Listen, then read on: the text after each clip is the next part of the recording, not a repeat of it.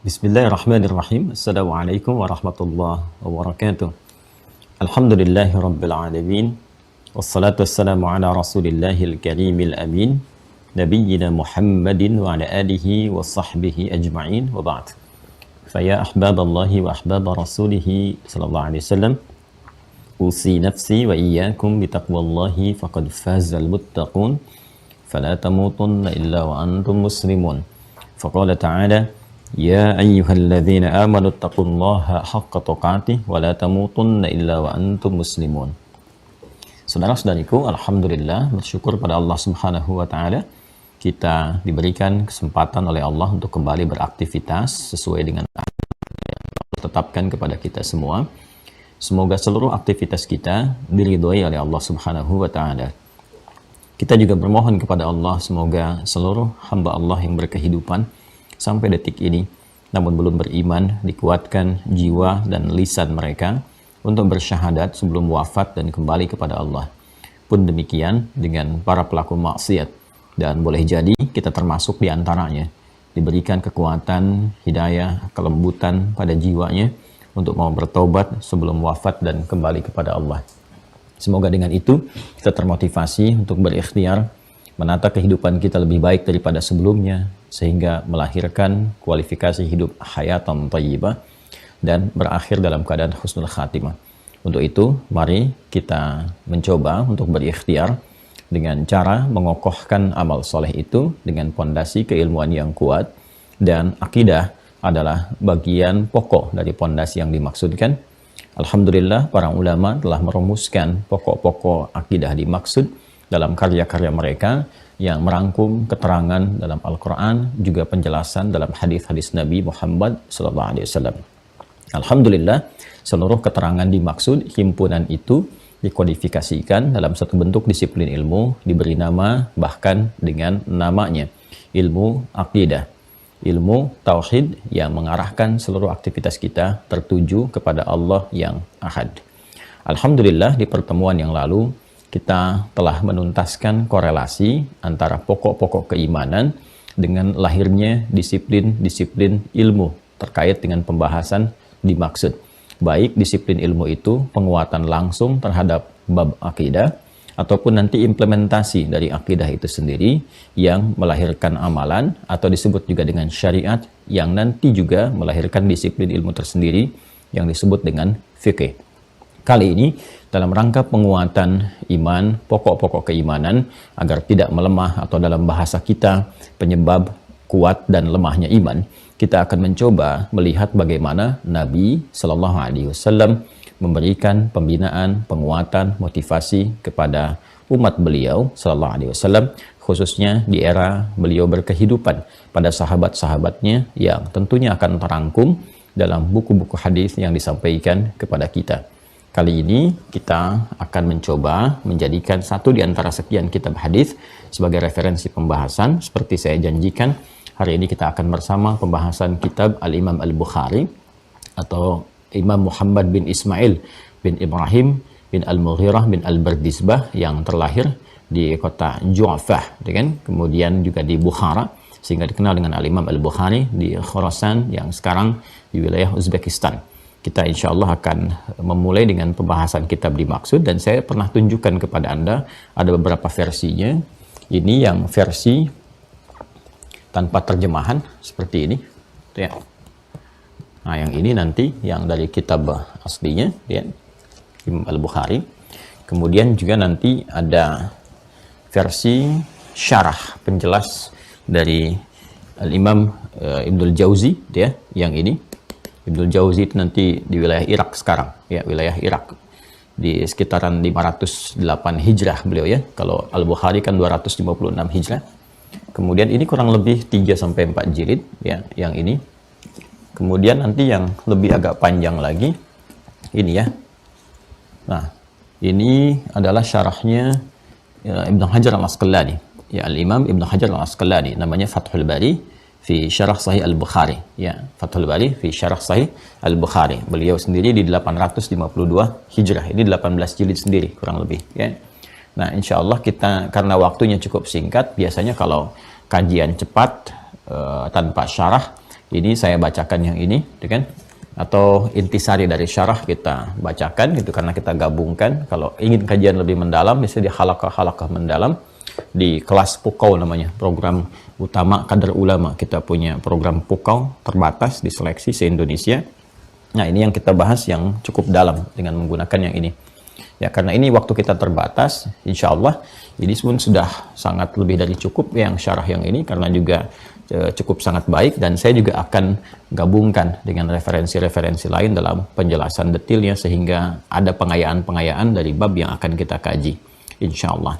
Sebelum sampai ke sini, saya ingin mengingatkan kepada diri pribadi dan kita semua tentang korelasi yang kemarin telah saya utarakan sehingga kita mengerti mengapa kita kemudian menguatkan dengan kitab-kitab hadis. Ya, gambarannya kurang lebih seperti ini teman-teman sekalian. Kalau saya berikan ilustrasi dari pembahasan yang telah kita urai secara singkat. Ya, kalau kita membuat bagannya seperti ini, Islam yang kita anut, kita peluk sebagai din kita dengan keyakinan kuat yang tertanam di jiwa, seperti yang kita telah bahas bersama. Nah, terkualifikasikan kepada dua hal yang paling pokok, yaitu iman, kemudian amal. Ya, seperti Anda telah dapati pula di web yang menghadirkan kolom-kolom ujian, ya. Ini sudah kita uraikan. Di sini kemudian ada akidah, nama lainnya. Di sini ada syariat. Penting saya utarakan sebelum saya melanjutkan bahasan ini, membuat dengan cepat rangkaiannya, mengingatkan kepada keluarga besar Mira yang biasa terhubung lewat Zoom. Kami mendapatkan informasi dari admin bahwa ada problem di teknis Zoom-nya dari sejak semalam. Ya, ada satu problem, jadi mohon beralih dulu ke YouTube untuk bisa mendapatkan keberlangsungan taklim supaya mudah untuk diakses, ya, sampai nanti problemnya dapat kita atasi sehingga tersambung kembali insya Allah, ya. Kembali ke sini teman-teman sekalian, ini iman dan amal, nama lainnya akidah, kemudian syariat. Ini tersinergi, dua-duanya tidak dapat dipisahkan, saling keterkaitan sekaligus menjadi parameter bagi keduanya. Jadi hubungannya selalu hubungan yang saling menyinergikan, menguatkan, nggak bisa dipisahkan. Seperti saya sampaikan, seperti dua sayap burung, kalau satu bermasalah, kan, maka sulit untuk terbang. Jadi kesempurnaannya terletak pada perpaduan antara keduanya. Dan ini menjadi parameter, keduanya menjadi parameter. Kalau di ilmu hadis ada sanad, ada matan, ya. Kalau di bab ini pokoknya ada iman, ada amal. Dari sejak kita berkehidupan sampai mendapatkan ridha Allah, sampai ke surga pun syaratnya iman dan amal, dia yang menjadi soleh itu. Nah, ini dua-duanya bisa menjadi parameter satu dengan yang lainnya. Untuk mengetahui kekuatan iman bisa dilihat amalnya. Jika amalnya kemudian meningkat, bagus, ini pertanda imannya juga sedang kuat. Jika amalnya lemah, maka ini menunjukkan sebaliknya. Maka pengertian terbaliknya juga demikian. Jika amalnya ini sedang lemah, ya kan, berkurang, hanya cukupkan pada yang fardu, itu pun terlambat, maka ini tanda melemahnya iman. Semakin ini menurun, ini semakin lemah. Semakin lemah, semakin redup. Ya kan? Nah, misalkan ada kewajiban sholat. Sholat yang fardu dengan sunnah. Ya.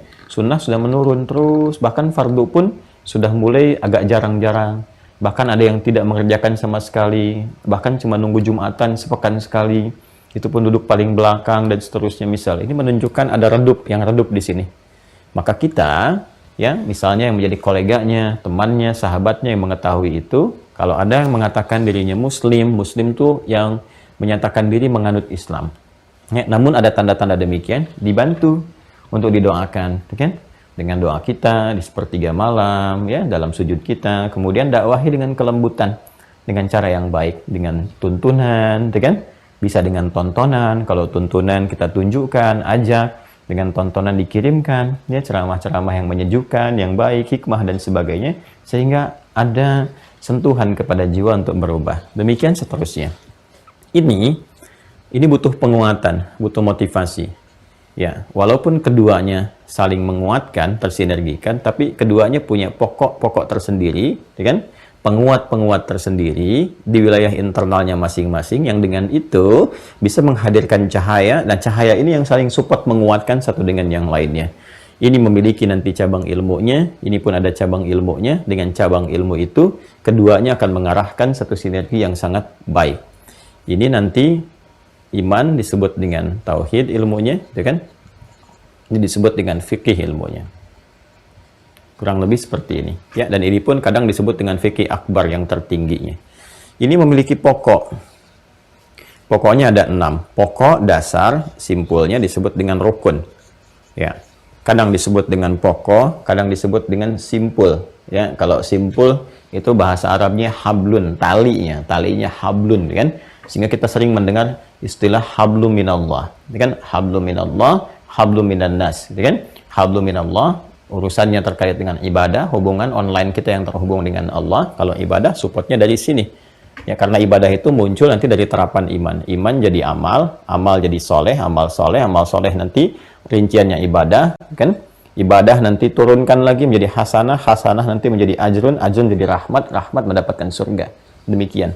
Kalau kita turunkan ke sini menjadi saleh, amal soleh ini nanti konsepsi detailnya di ibadah, ya kan? Ibadah ini bernilai hasanah, hasanah mendapatkan ajrun, ajrun itu pahala, ya kan? Lahum ajrun ghairu mamnun. Dari sini mendapatkan rahmat. Kurang lebih petanya seperti ini kalau kita membaca Al-Quran atau bahkan di keterangan hadis-hadis Nabi SAW. Di sini baru surganya, baru jannahnya, ya kan? Nah, ini kurang lebih teman-teman sekalian. Petanya seperti ini. Ya, gambarannya demikian. Nanti untuk mendapatkan ini semua, kesini lagi pokoknya dari sini. Ya, nanti prakteknya ini kan ke sini. Syariat tuh nanti ke sini nyambungnya. Ilmunya ini. Makanya kalau nanti di sini ada sholat, ilmunya fikih, kita kenal fikih sholat, ya kan? Kalau di sini ada zakat, ilmunya fikih, kita kenal fikih zakat. Di sini ada umrah haji, ini ada ilmunya fikih, dikenal dengan apa? Fikih haji. Jelas ya? Nah, di sini ada pokok juga, ada rukun, atau dikenal dengan simpulnya, ya kan? Simpulnya, hablun, talinya. Ya, kalau simpul kan dikuatkan, jadi penguat kan? Pokok-pokok jadi pondasi. Ini terkait dengan iman kan? Rukunnya maka disebut dengan rukun iman. Pokok-pokok yang menguatkan. Sehingga ketika kuat itu pokoknya, pondasinya, bangunannya bisa lebih baik. Ya, lihat ilustrasinya. Saya pernah sampaikan kepada Anda tentang ilustrasi ini. Ketika pondasinya kokoh, bagus, kan kita mulai membangun tiang-tiang kan? Secara fisikal juga demikian kan? Susunan materinya. Pondasinya bagus, maka tiang-tiangnya mulai didirikan. Dari tiang-tiang pancang dan seterusnya baru kita bangun, isi semuanya. Ya, batu batanya dan sebagainya terus sampai ke atas dindingnya. Nah, karena itu kalau sudah kokoh ini, tiangnya muncul. Tiang itu syariat. Ada tiang amal, sholat. Ya, misalnya. Karena itu sholat disebut dengan tiangnya agama. Agama itu kan ad-din yang kita sampaikan. Ad-din. Ad-din itu apa? Ya, Islam. Ya, Quran surah ketiga ayat 19. Inna dina indallahil Islam. Jadi kalau dikatakan as-salatu imaduddin, kan? Salat itu tiang-tiangnya ad-din, tiang pokoknya Islam yang dimaksudkan ke sini. Tapi tiang itu nggak bisa berdiri kalau nggak ada pondasi, ya kan? Nah, faman aqamaha faqad aqamad-din, wa man yahadamaha faqad hadamad-din. Siapa yang menegakkannya, ya maka dia telah menegakkan ad-din, menunjukkan kebenaran keimanannya dia tegakkan. Ya, artinya apa? Pondasi itu kan butuh pembuktian, tegak. Ini pondasi mau bikin apa nih? Orang kan kalau sudah membuat pondasi, sekitarnya bertanya, itu mau dibangun apa ya? Ya kan? Nah, jadi nampak terlihat nanti pondasi itu jelas ketahuan ada apa dan seterusnya kalau bangunannya mulai muncul. Oh, ini rupanya. Kita juga sama, kalau sudah ada pengakuan Islam, saya Muslim, asyhadu an la ilaha illallah, asyhadu anna Muhammadar Rasulullah, maka ditanya tuh bangunannya apa ya kelihatannya. Ya, karena sudah ada pondasi yang mau dia bangun harus kelihatan, maka pembuktian dari sini. Itu korelasinya. Indah, Islam itu Masya Allah gitu ya, kalau kita coba dalami, pahami dengan hati yang bening, yang jernih, yang pemikiran yang objektif, rasionalitas digunakan dengan baik, semuanya tidak ada yang tidak terkorelasi, terhubung semua. Terhubung, sampai ke kiasan, sampai ke implementasi kehidupan, sampai kemudian ke kiasnya, analoginya dalam keberhidupan kita. Jadi antara metafisik dengan dunia fisikal, itu semuanya terkorelasikan. Bahkan kalau mau dibawa ke aspek keilmuan pun, sampai ke yang real, yang nyata dalam kehidupan, sampai yang ke eksakta, itu berkehubungan satu dengan yang lainnya. Ya, berhubungan, berkorelasi. Nah, ini simpulnya nanti disebut dengan akidah. Nah, kalau sudah simpul kan tali. Kalau tali itu kan dikuatkan, ya kan? Dikuatkan, diikat, dan sebagainya. Ini ikatan yang disebut dengan akidah. Dari kata akadah, ya kan? Ini ada 6 pokok, sudah kita bahas. 1, ya kan? 2, 3, 4, 5, 6. Nah, ini yang pertama, menguatkan keimanan, mengetahui tentang Allah dan segala yang terkait dengannya, kemudian malaikat, ya, kemudian kitab, kemudian rasul, kemudian hari akhir, dan segala yang terkait dengannya, kemudian qada dan qadar. Qada dan qadar. Nah, pondasinya di sini. Ini pokoknya. Dan manusia berkehidupan itu dengan fungsinya sebagai khalifah di bumi, membangun, menghadirkan asas manfaat, kesuksesan, kebaikan, ketentraman, kedamaian, pokok-pokoknya ini. Jadi kita tuh hidup untuk menerjemahkan pokok berkehidupan yang ini, yang 6 ini. Ya, karena saat dalam kandungan pun seperti saya sampaikan di Quran surah ke-7 ayat 172, ya kan? Ini pokok keberimanan sudah ditanamkan dalam fitrah kita. Wa idz akhadha rabbuka min bani adama min zuhurihim dzurriyyatahum wa asyhadahum ala anfusihim. Ya kan? Apa yang disampaikan? Qala alastu bi rabbikum? Kita jawab, qalu bala syahidna an taqulu yaumal qiyamati inna kunna an hadza ghafilin. Ini yang pokoknya. Makanya ketika lahir, karena itu bawaan dari hidup kita disebut dengan fitrah. Ketika lahir, fitrah itu terbawa. Nah, dalam berkehidupan itu kita belajar untuk menguatkan fitrah dimaksud. Jadi sumber berkehidupan itu dari sini pancarannya. Ya, dari nilai keimanan. Makanya Nabi mengatakan kullu mauludin yuladu 'alal fitrah. Membawa fitrah iman. Nah, hanya kan apakah pondasi kuat atau tidak, perlu dikuatkan. Fa abawahu yahwidanihi ayunassiranihi aw yumajjisanihi. Maka lingkungan yang akan mempengaruhi apakah pondasinya kuat atau bahkan rapuh, atau bahkan hancur, dia ganti dengan pondasi yang baru, ya kan? Yang menjadi persoalan di kemudian hari. Itu yang dimaksudkan di dalam Al-Quran, misalnya surah ke-30 Ar-Rum, di ayat ke-30. Ya, fa'aqim wajhaka lid-dini hanifa. Maka tegakkan dirimu dalam berkehidupan, mengacu pada ketentuan ad-din dengan cara yang benar, yang lurus. Fitratallahi allati fataran nasa 'alaiha. Itulah fitrah yang telah Allah tetapkan pada setiap manusia dalam berkehidupan. Ya kan? Semua tanpa kecuali. Ya, sekali itu ditegaskan pada kalimat setelahnya tidak ada perubahan dalam fitrah yang telah Allah tetapkan itu. Ya, dalam penciptaannya. Karena itu teman-teman sekalian, ini butuh penguatan. Sudah kita bahas. Ada sekian puluh video menerangkan ini satu persatu, ya. Dan ini inti berkehidupan dan ini inti risalah. Para nabi rasul pun sebelum diutus diberikan penguatan ini terlebih dahulu, ya. Semua nabi dan rasul membawa risalah yang sama di bab akidah ini. Dari mulai Nabi Adam turun ke muka bumi, membawa nilai-nilai pancaran keimanan untuk diterjemahkan, diimplementasikan dalam bentuk pengabdian kepada Allah sebagai khalifah di muka bumi, kan? Nah, kemudian diteruskan risalahnya ketika umat berkehidupan, berkomunitas, bermasyarakat, bersuku-suku, diutus rasul-rasul dari Nabi Nuh alaihissalam sampai ke Nabi Muhammad SAW. Semua nabi dan rasul itu dikonfirmasi seluruhnya mengalami pembekalan ini dulu, penguatan ini dulu, keseluruhannya. Ya, aspeknya nanti ada penguatan mentalitas, pengenalan awal melalui mimpi dulu. Ru'yah shadiqah, bukan sekedar mimpi tapi mimpi yang nyata. Mimpi yang hak, ya. Ru'yatus shadiqah, ya, mimpi yang benar, mimpi yang nyata diberikan sebagai petunjuk, bagian dari satu pertanda awal dari kenabian. Ya, selain tanda-tanda fisikal yang lainnya. Saya sering katakan, mimpi nanti dibagi 3 bagian. Ada mimpi berupa petunjuk dari Allah, nanti sesuai dengan kualifikasi hambanya. Kalau Nabi, Rasul, maka mimpinya ketika diberikan petunjuk, itu wahyu namanya. Wahyu, gitu kan? Wahyu pembuka. Nanti ada pembuka wahyu, gitu kan? Isi dan seterusnya sampai dengan penutupnya. Kalau diberikan kepada manusia biasa, gitu kan? Nah, nanti bisa berupa nanti taufik, hidayah Allah, bisa berupa takrim. Takrim itu dari kata karoma yukarrimu. Kata dasarnya nanti karoma, ya. Nah, karomah itu muncul nanti sifatnya disebut dengan karomah, kemuliaan. Satu pertanda dalam mimpi yang memberikan gambaran dari Allah untuk memuliakan seorang hamba. Macam-macam bentuknya. Bisa taufik, bisa hidayah, ya, bisa kabar gembira dan sebagainya. Tapi tidak selevel dengan level yang di atasnya, yaitu nubuwah. Level kenabian yang mendapatkan wahyu. Macam-macam. Ya, bahkan nanti seperti kita beristikharah, pengen minta petunjuk dan sebagainya, kadang datang lewat mimpi salah satunya. Itu yang bersumber dari Allah. Yang kedua, hadithun nafsi, ya, memori yang tersimpan di dalam benak kita dari cara kita berkehidupan, beraktivitas sebelum kita tidur. Jadi umumnya saat kita beraktivitas, ya, semua terekam dalam memori kita. Lalu saat kita tertidur, memori itu terolah di benak kita, terbawa dalam suasana tidur kita, itu yang menghadirkan gambaran-gambaran mimpi. Ini yang kadang disebut oleh sementara orang dengan bunga tidur dan sebagainya. Ya. Kemudian yang ketiga, waswas syaitan. Ini yang dimasukkan oleh setan sebagai bagian dari godaan saat kita tertidur. Masuk itu gangguan-gangguan. Ya, caranya gampang karena setan itu jelek, menjauhkan dari rahmat Allah Subhanahu wa taala, maka yang datangnya pun itu buruk, buruk, mimpi yang jelek-jelek, terjauh dari rahmat dan sebagainya. Itu waswas syaitan. Dan Masya Allah di Islam pun komplit. Itu semua ada turunannya, bab detilnya sendiri.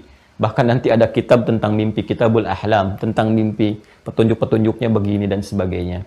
Ya, nanti mengatasi ini bagaimana. Bahkan mimpi buruk pun itu ada solusinya. Kalau bangun seperti ini, dari yang paling sederhana sampai yang paling kompleks. Ini menunjukkan syariat ini benar.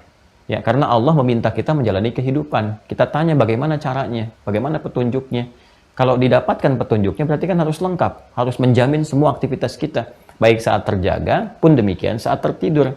Nah, kalau Anda komparasikan, Anda akan temukan tidak ada yang sedetil dalam Islam menjelaskan itu dan menjangkau semua tatanan aspek kehidupan kita secara detil. Dan dahsyatnya itu bisa dilacak sumbernya dan bisa diriset, dianalisis, dan pada akhirnya pun kebijakan untuk memutuskan dikembalikan kepada kita sendiri. Ya silahkan, dan kita dengan berkesadaran tinggi menanggung resiko masing-masing. Indah sekali. Ya, kembali ke sini.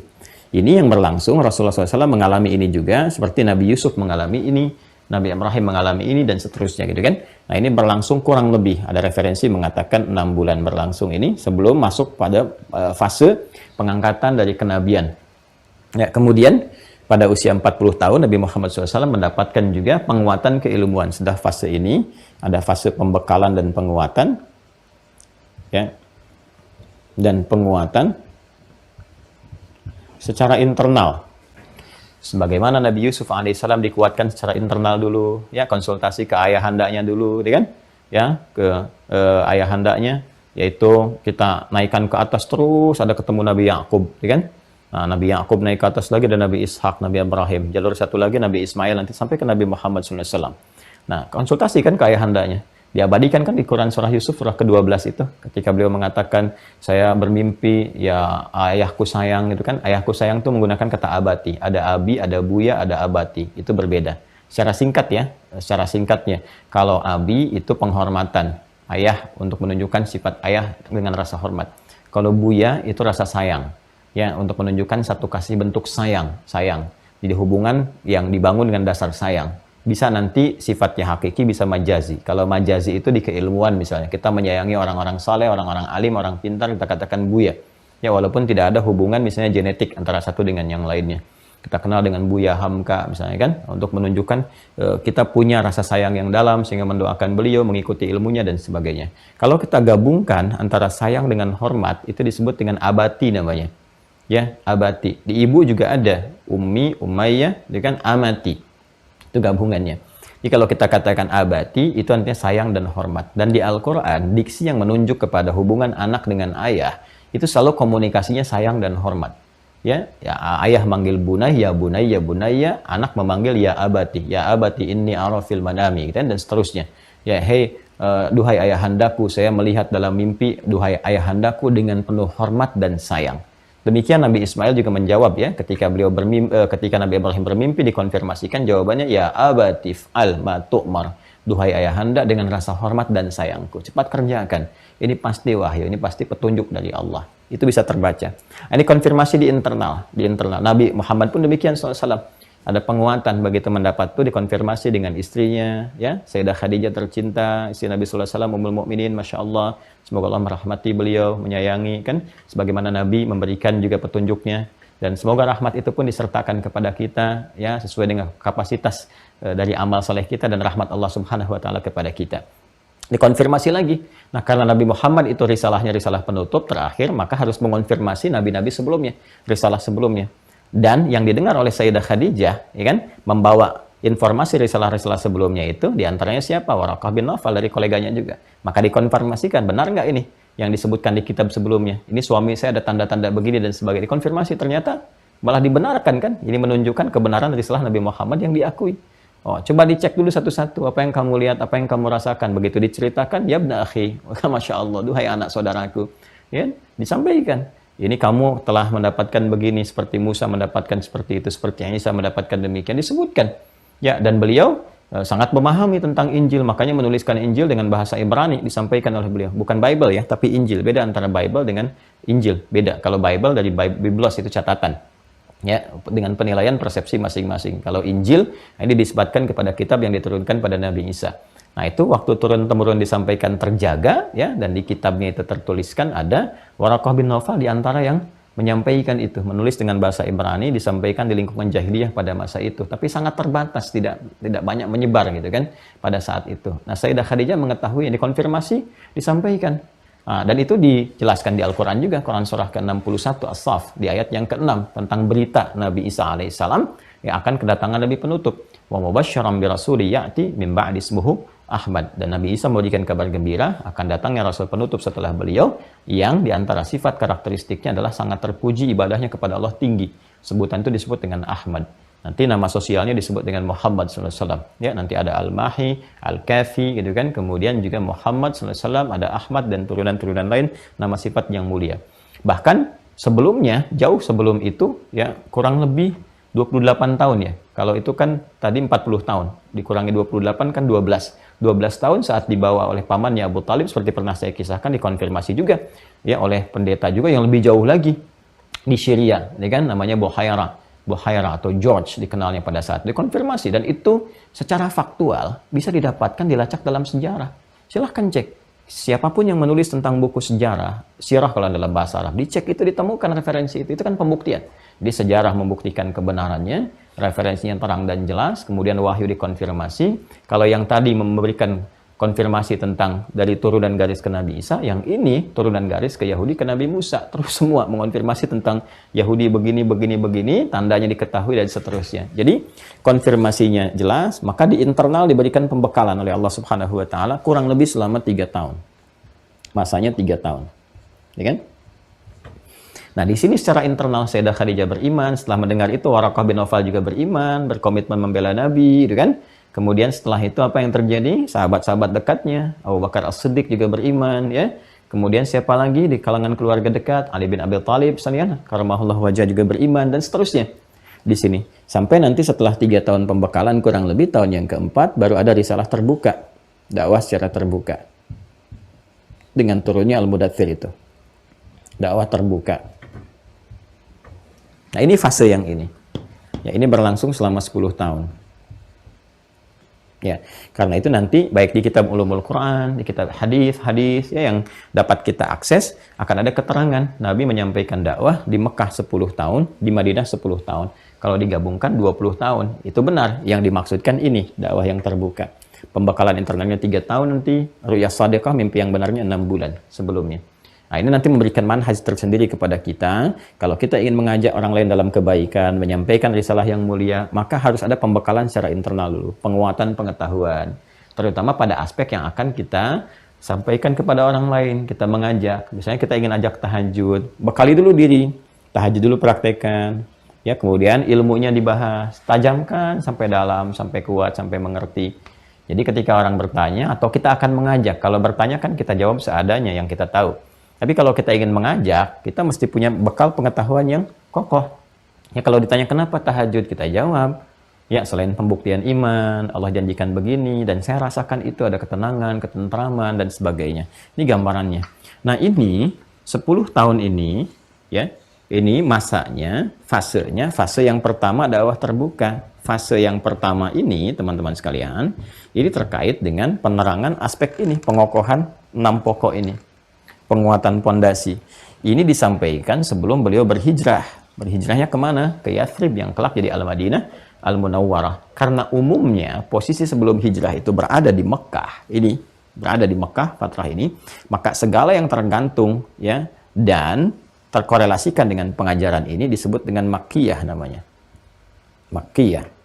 Dari kata Makkah, kemudian ada di sini nisbatnya, segala yang terkait dengan Mekah. Ya, jadi ajaran-ajaran yang tersambung yang umumnya disampaikan di Mekah sebelum periode hijrah, maka ini disebut dengan Makkiyah. Di fase Makkiyah inilah selama 10 tahun kurang lebih, dalam keadaan saat Nabi di Mekah khususnya, maka turun wahyu, turun ayat-ayat, ya kan? Turun surah-surah yang mensupport, menguatkan, membimbing kita pada penguatan pokok yang ini, yang 6 itu.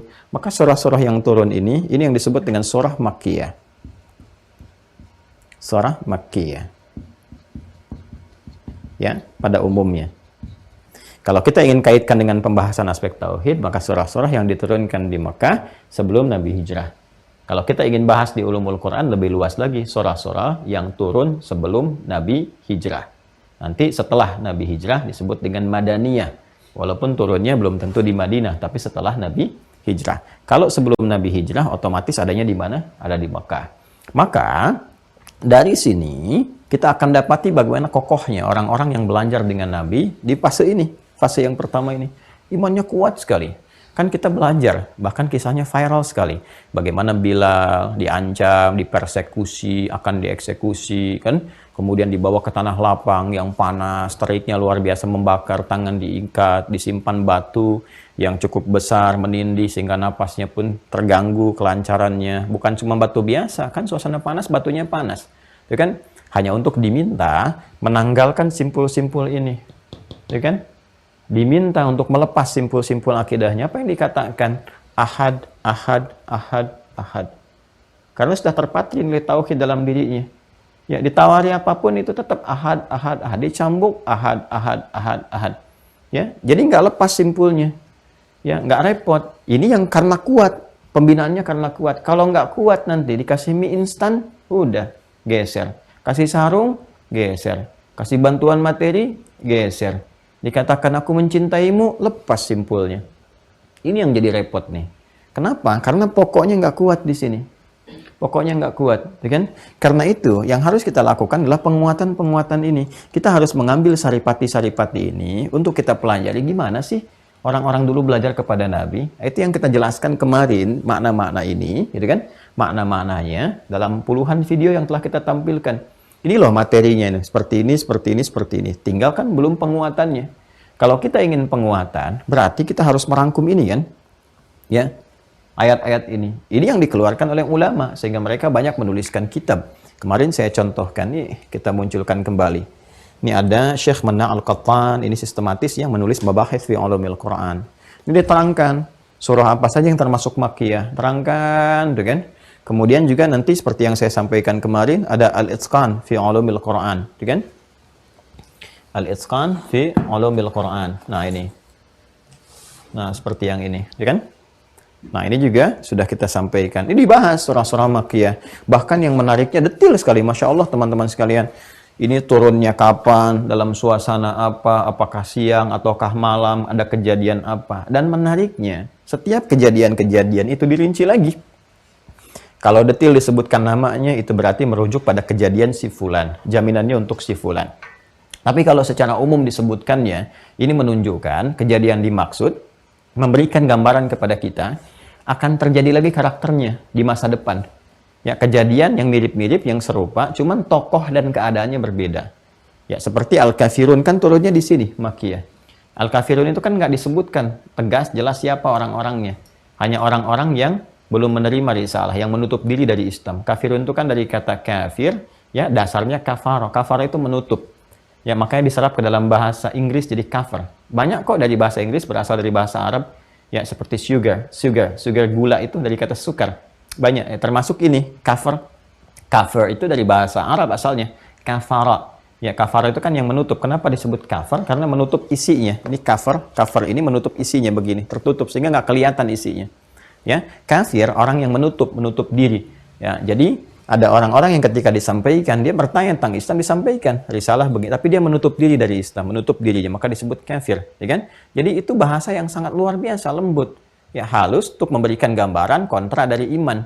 Jadi iman yang membuka, yang cahaya, yang menutup disebut dengan kafir, menutup diri. Ya, itu poinnya. Duhai orang yang masih menutup diri dari risalah Islam, gitu kan? Yang belum mau menerima secara utuh, gitu kan? Ya, dan sebagainya. Ini turun Al-Kafirun. Qul ya ayyuhal kafirun. Itu turun kan saat ada sekelompok orang mengajukan kepada Rasulullah menyampaikan, ya Muhammad SAW, nggak usah kita berselisih, nggak usah kita berperang dan sebagainya. Ya, kita kompak-kompakan aja, gabung-gabungan aja. Malam ini kami nyembah Tuhan kamu, besok-besok kamu nyembah Tuhan kita. Maka turunlah kemudian satu surah tentang toleransi dalam berakidah, dan toleransi yang sangat indah sekali, tanpa mencampuri sedikit pun, tanpa mengganggu dan sebagainya. Maka apa yang turun? Qul ya ayyuhal kafirun. Katakan Muhammad SAW, hei orang-orang yang masih menutup diri dari risalah Islam, la a'budu ma ta'budun, ya kan? Nah, kita komitmen saja. Aku tidak menyembah apa yang kalian sembah, wala antum abiduna ma'abud, dan kalian pun nggak harus repot menyembah apa yang aku sembah. Masing-masing saja.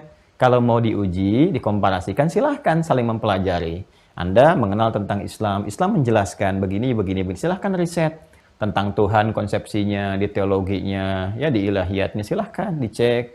Kalau yakin, alhamdulillah. Tidak, resiko masing-masing. Sampai ke ujungnya, lakum dinukum waliyadin. Kan? Kalian apa yang kalian yakini, kami apa yang kami yakini. Kalau ingin mempelajari, silahkan. Kalau ingin dikomparasikan, silahkan.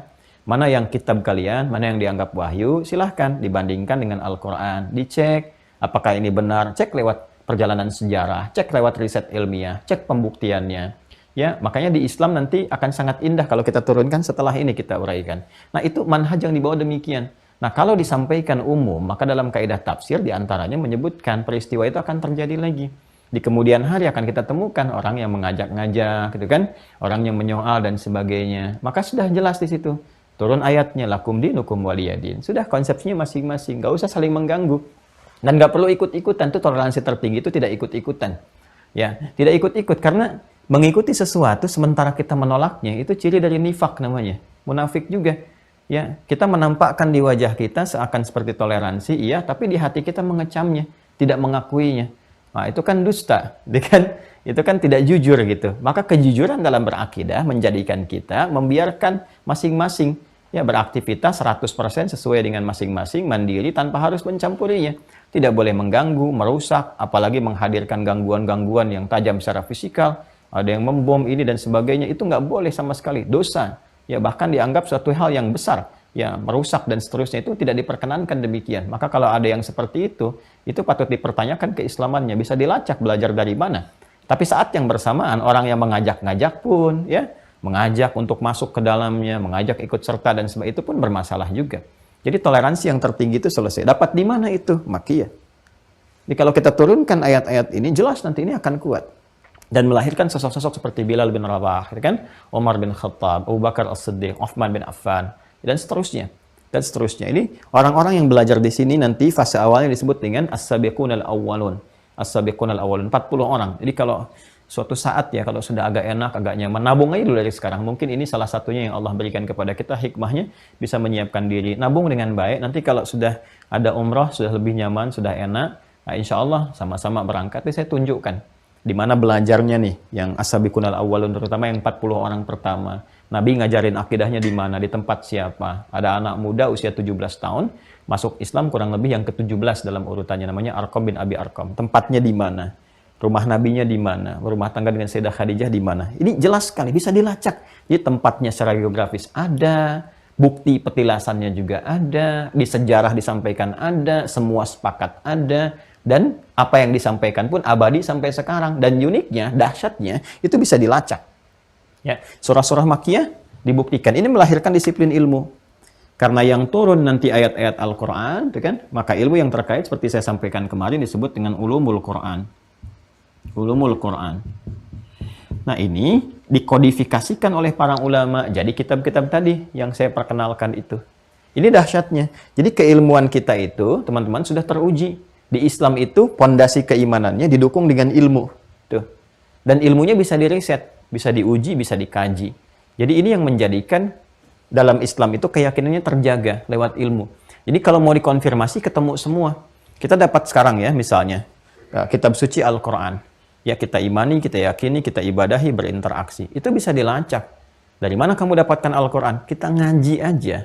Itu ada sanadnya ke atas. Saya ngaji dari si fulan dari si fulan, dari si fulan, sampai ke Nabi SAW. Ini ada sanad. Ya, makanya di ilmu qiraat itu ada sanad guru-guru ke atas.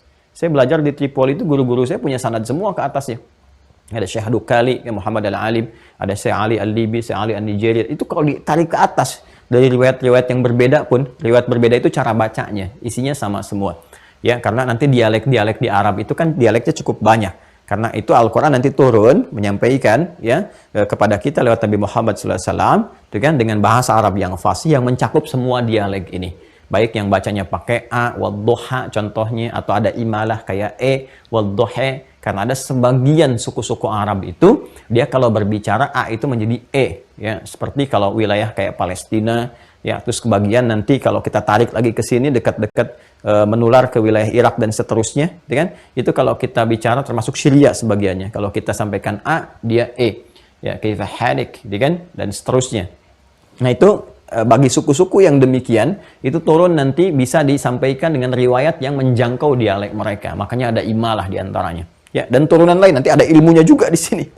Diterangkan, bisa diuji, bisa dilacak sehingga sempurna. Nggak ada cacat. Dan yang paling menarik itu, setiap orang yang menyampaikan, itu ada catatannya sendiri.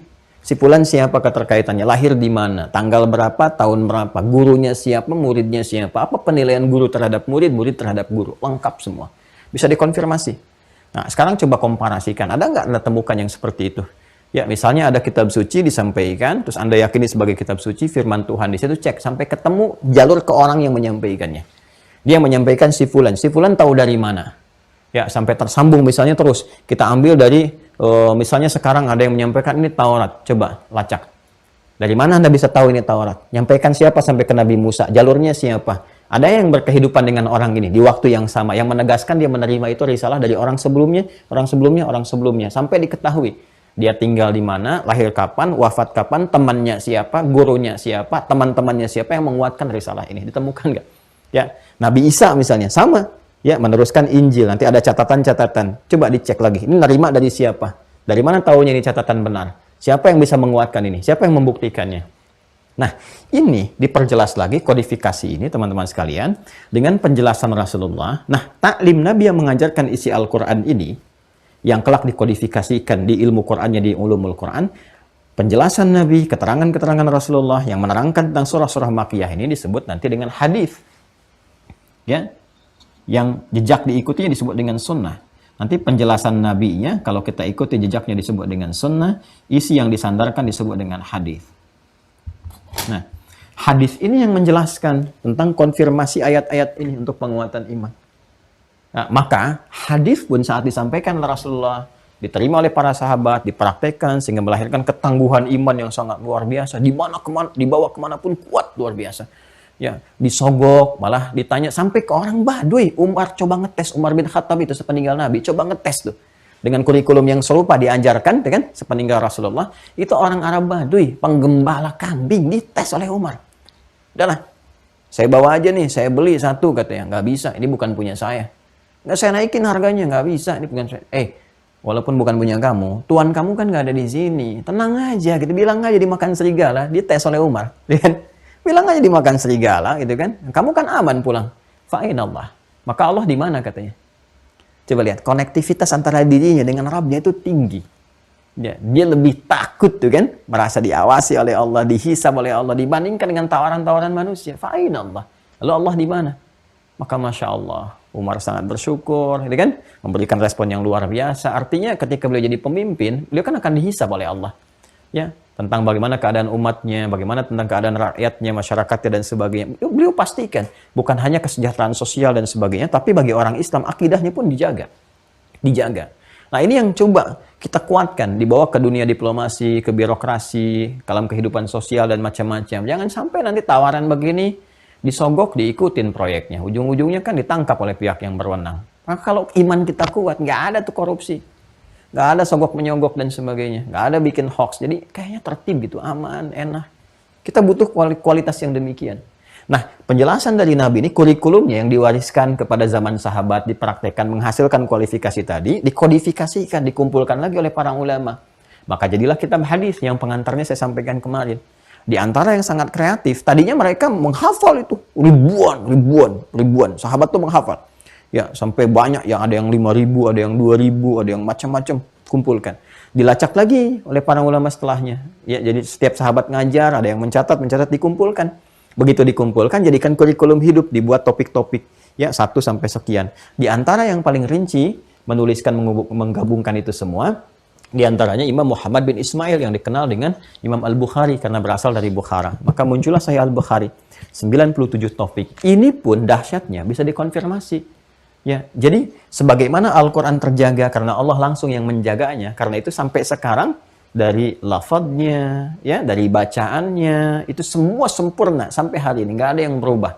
Di Quran surah 15 Al-Hijr ayat ke-9 jaminannya nyata. Inna nahnu nazzalna dzikra wa inna lahu lahafizun. Kami yang telah turunkan Al-Quran sebagai pengingat, menjaga untuk mengingatkan kita dengan Allah Subhanahu wa taala, kan? Menuhankan Allah, mendekatkan diri ibadah kepada Allah, dan kata Allah, demi keagunganku Al-Quran dijaga langsung. Ya, Allah memberikan sebuah jaminan. Ya, jaminan garansi bahwa ini akan terjaga terus sampai kembali pada Allah Subhanahu wa taala. Nah, hadis ini yang paling menarik, penjagaannya berlangsung lewat sanad. Ya, sanad. Tapi karena perbedaan hadis dengan Al-Quran, lafadznya tidak langsung bersumber dari Allah, tapi maknanya dibimbing oleh Allah. Nabi menyampaikan lewat bahasa Nabi untuk memudahkan penjelasan Al-Quran. Sedangkan Al-Quran, lafadz dan maknanya langsung dari Allah.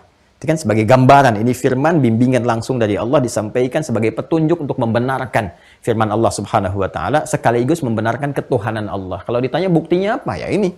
Ada kitab, ada panduan dan sebagainya. Lalu bagaimana memahaminya? Dijelaskan kan?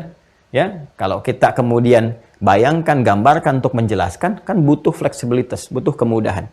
Maka Allah membimbing Nabi lewat makna supaya tidak keluar dari penjelasan yang diinginkan oleh Allah. Lafadznya Nabi sampaikan dengan lisan Nabi. Maka untuk membedakan itu dengan ini, maka ini disebut dengan hadis namanya. Jelas ya?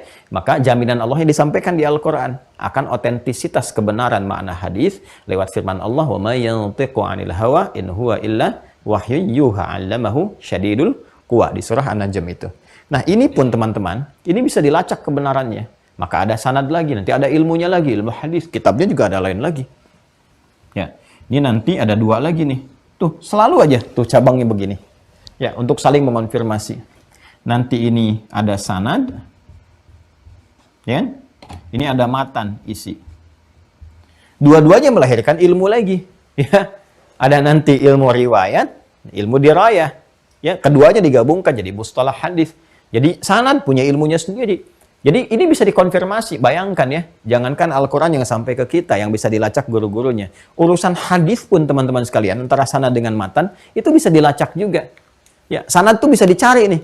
Imam Al-Bukhari dapat dari siapa? Beliau terangkan, saya dapat dari si fulan, si fulan dari si fulan, si fulan dari si fulan, si fulan dari si fulan, sampai terhubung kepada Rasulullah SAW. Ya, ini ada ilmunya sendiri. Sampai kita mengetahui kualifikasinya dan dahsyatnya. Setiap orang yang meriwayatkan itu bisa disampaikan. Ini orang lahirnya kapan, wafat kapan, gurunya siapa, muridnya siapa, kemudian karakteristiknya bagaimana. Dan setiap karakter ini itu muncul disiplin ilmu lagi dan muncul kitab baru lagi.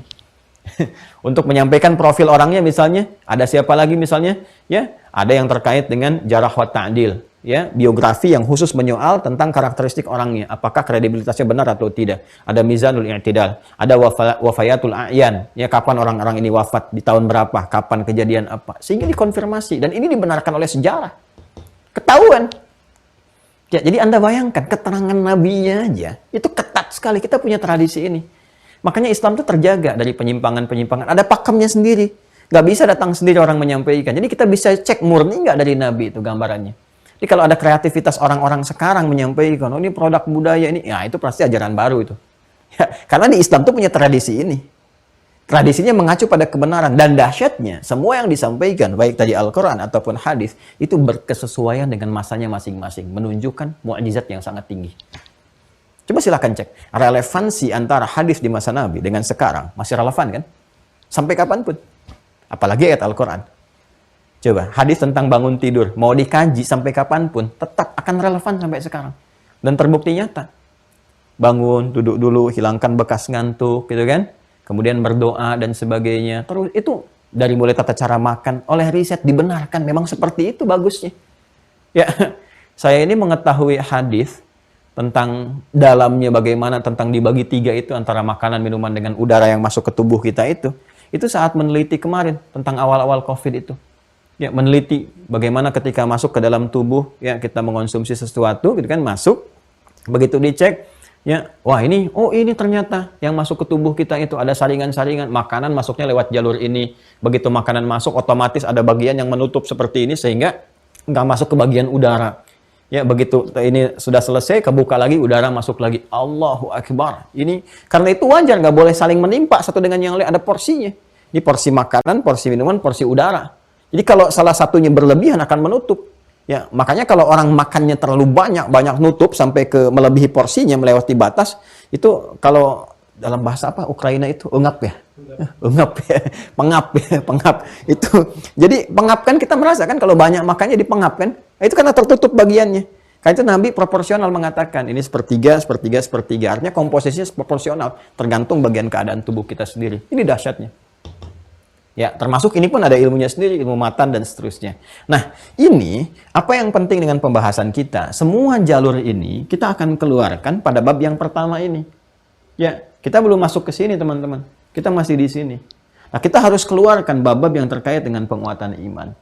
Di antara kitab hadis yang mengonfirmasi pembelajaran yang disampaikan Rasulullah terkait dengan aspek penguatan ini adalah kitabnya Al-Imam Al-Bukhari, ya, dan kitab Al-Imam Muslim.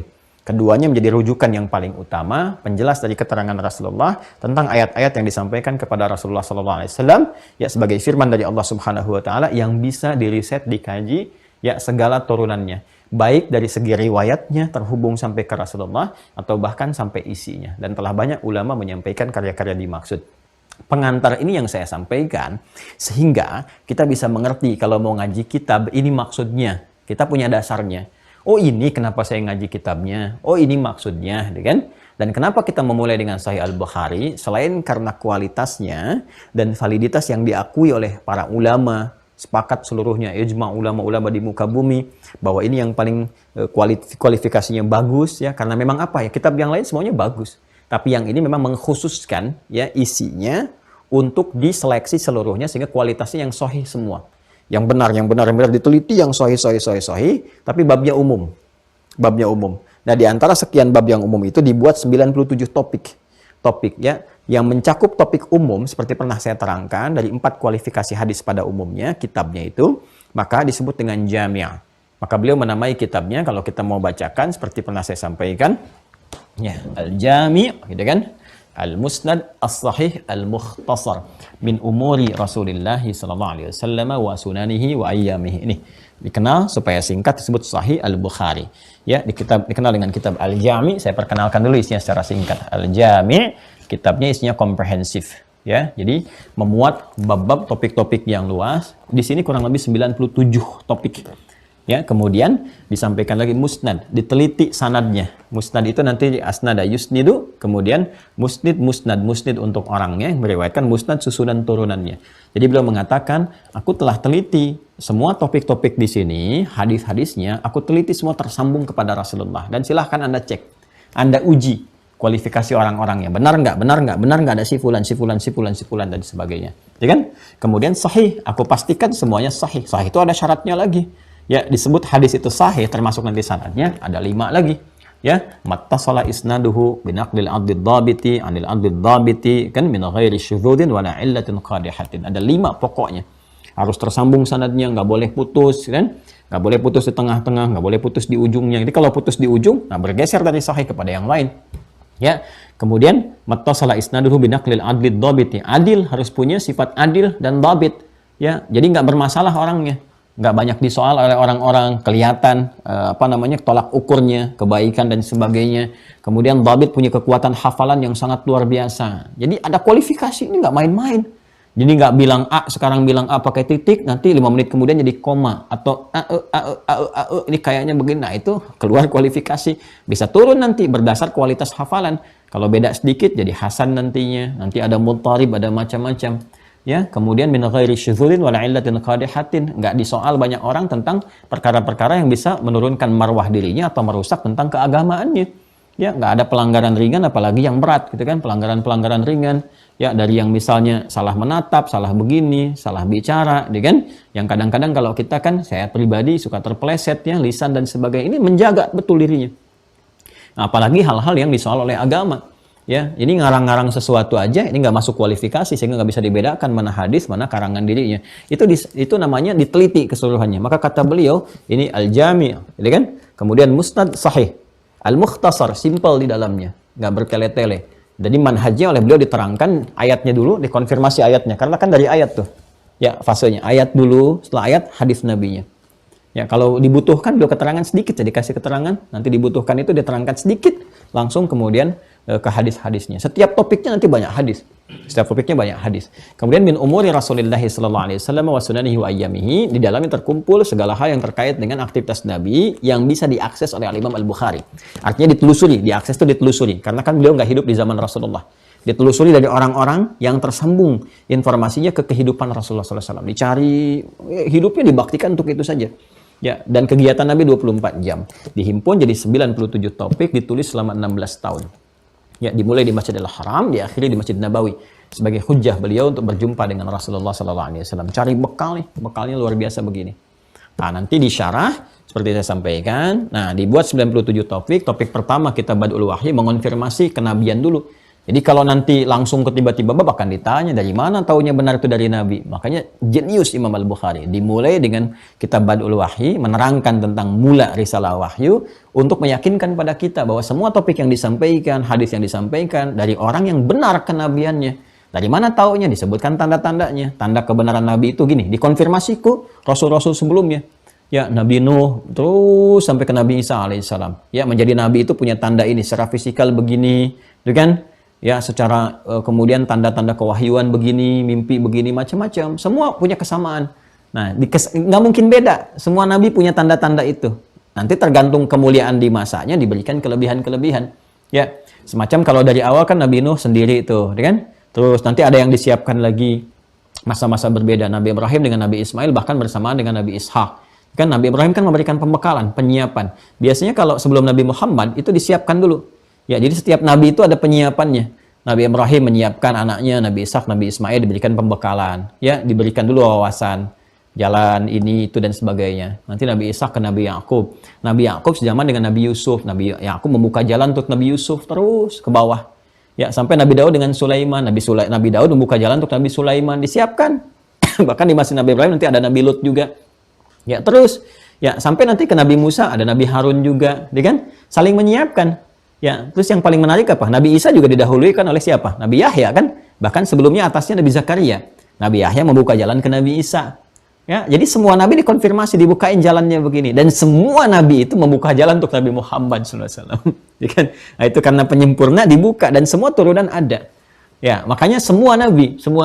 Jadi Nabi Isa jangan salah, dibuka jalan dulu oleh Nabi Yahya. Nabi Yahya kan lahir duluan sebelum Nabi Isa, kan? Ya kan, dari Nabi Zakaria kan ayahnya. Nabi Zakaria dibuka jalan ke Nabi Yahya.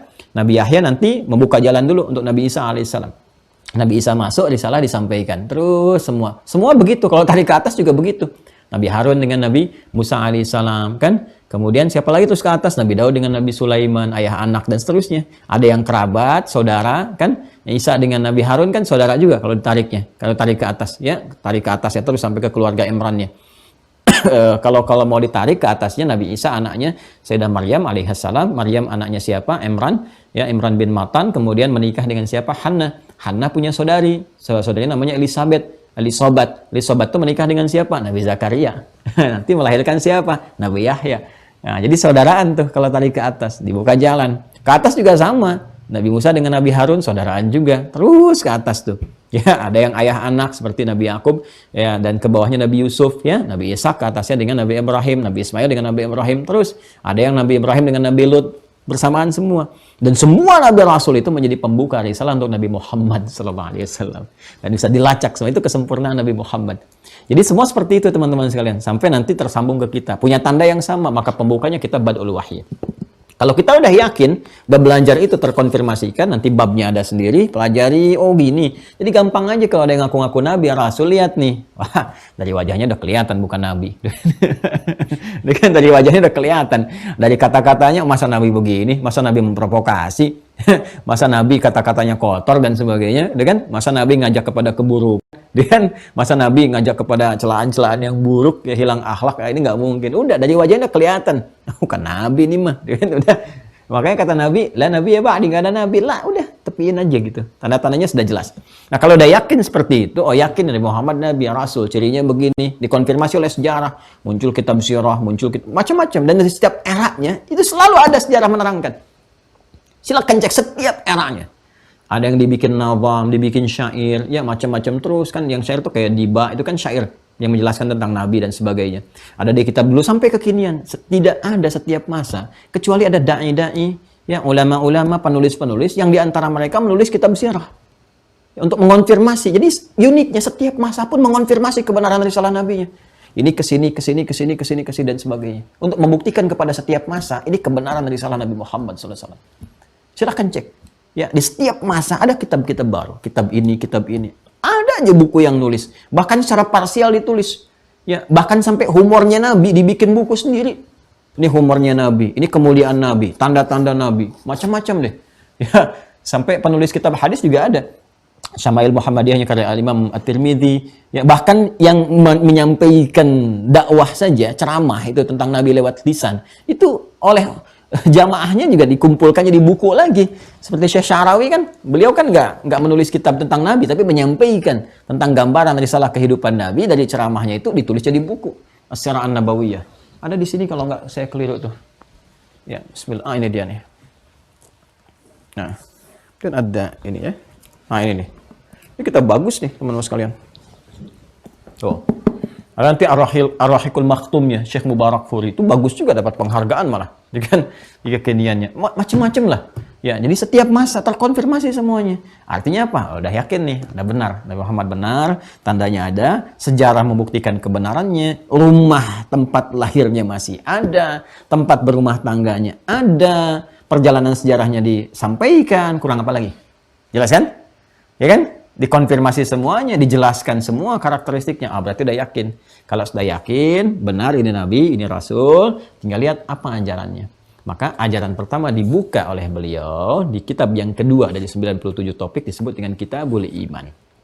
Ya, topik pembahasan yang menerangkan tentang apa? Tentang iman.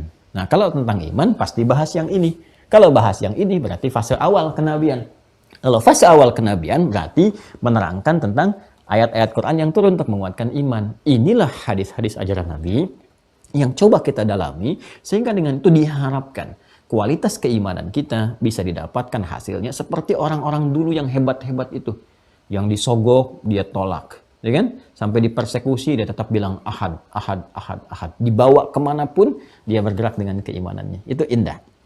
Nah, kitab yang kita jadikan acuan, Al-Imam Al-Bukhari, saya ambil yang ini dulu, yang pertengahan. Khairul Umur Awsatuha. Ya. Dan ini dikonfirmasi juga Imam Ibnul Jauzi. Ya. Ini insya Allah diambil dari manuskripnya deh. Jadi ada manuskripnya, kemudian kita sampaikan halaman 20 kalau saya tidak keliru. Karena saya pernah bahas ini di Masjid Nurul Bahri dulu, di Kelapa Gading ya. Kitabnya pakai yang ini. Halaman 20, bismillah, paling kanan kalau saya keliru. Nah ini betul, ya. Ya, halaman 20, bismillahirrahmanirrahim, Kitabul Iman. Topik yang kedua. Nah, jadi maksud saya, sebelum kita mulai, saya kasih penjelasan dulu. Ini loh begini. Nama kitabnya disebut begini, isinya begini. Karena kitab ulama itu ada maknanya yang menunjukkan tentang kesan isinya. Jadi kalau Anda mau ngaji Bulughul Maram, jangan langsung ke isinya. Kenapa disebut Bulughul Maram? Yang ngarangnya siapa? Inspirasi dari itu apa? Kenapa syarahnya Subulus Salam? Apa isinya? Siapa pengarangnya? Karena banyak inspirasi. Ya, kita baca dulu ya.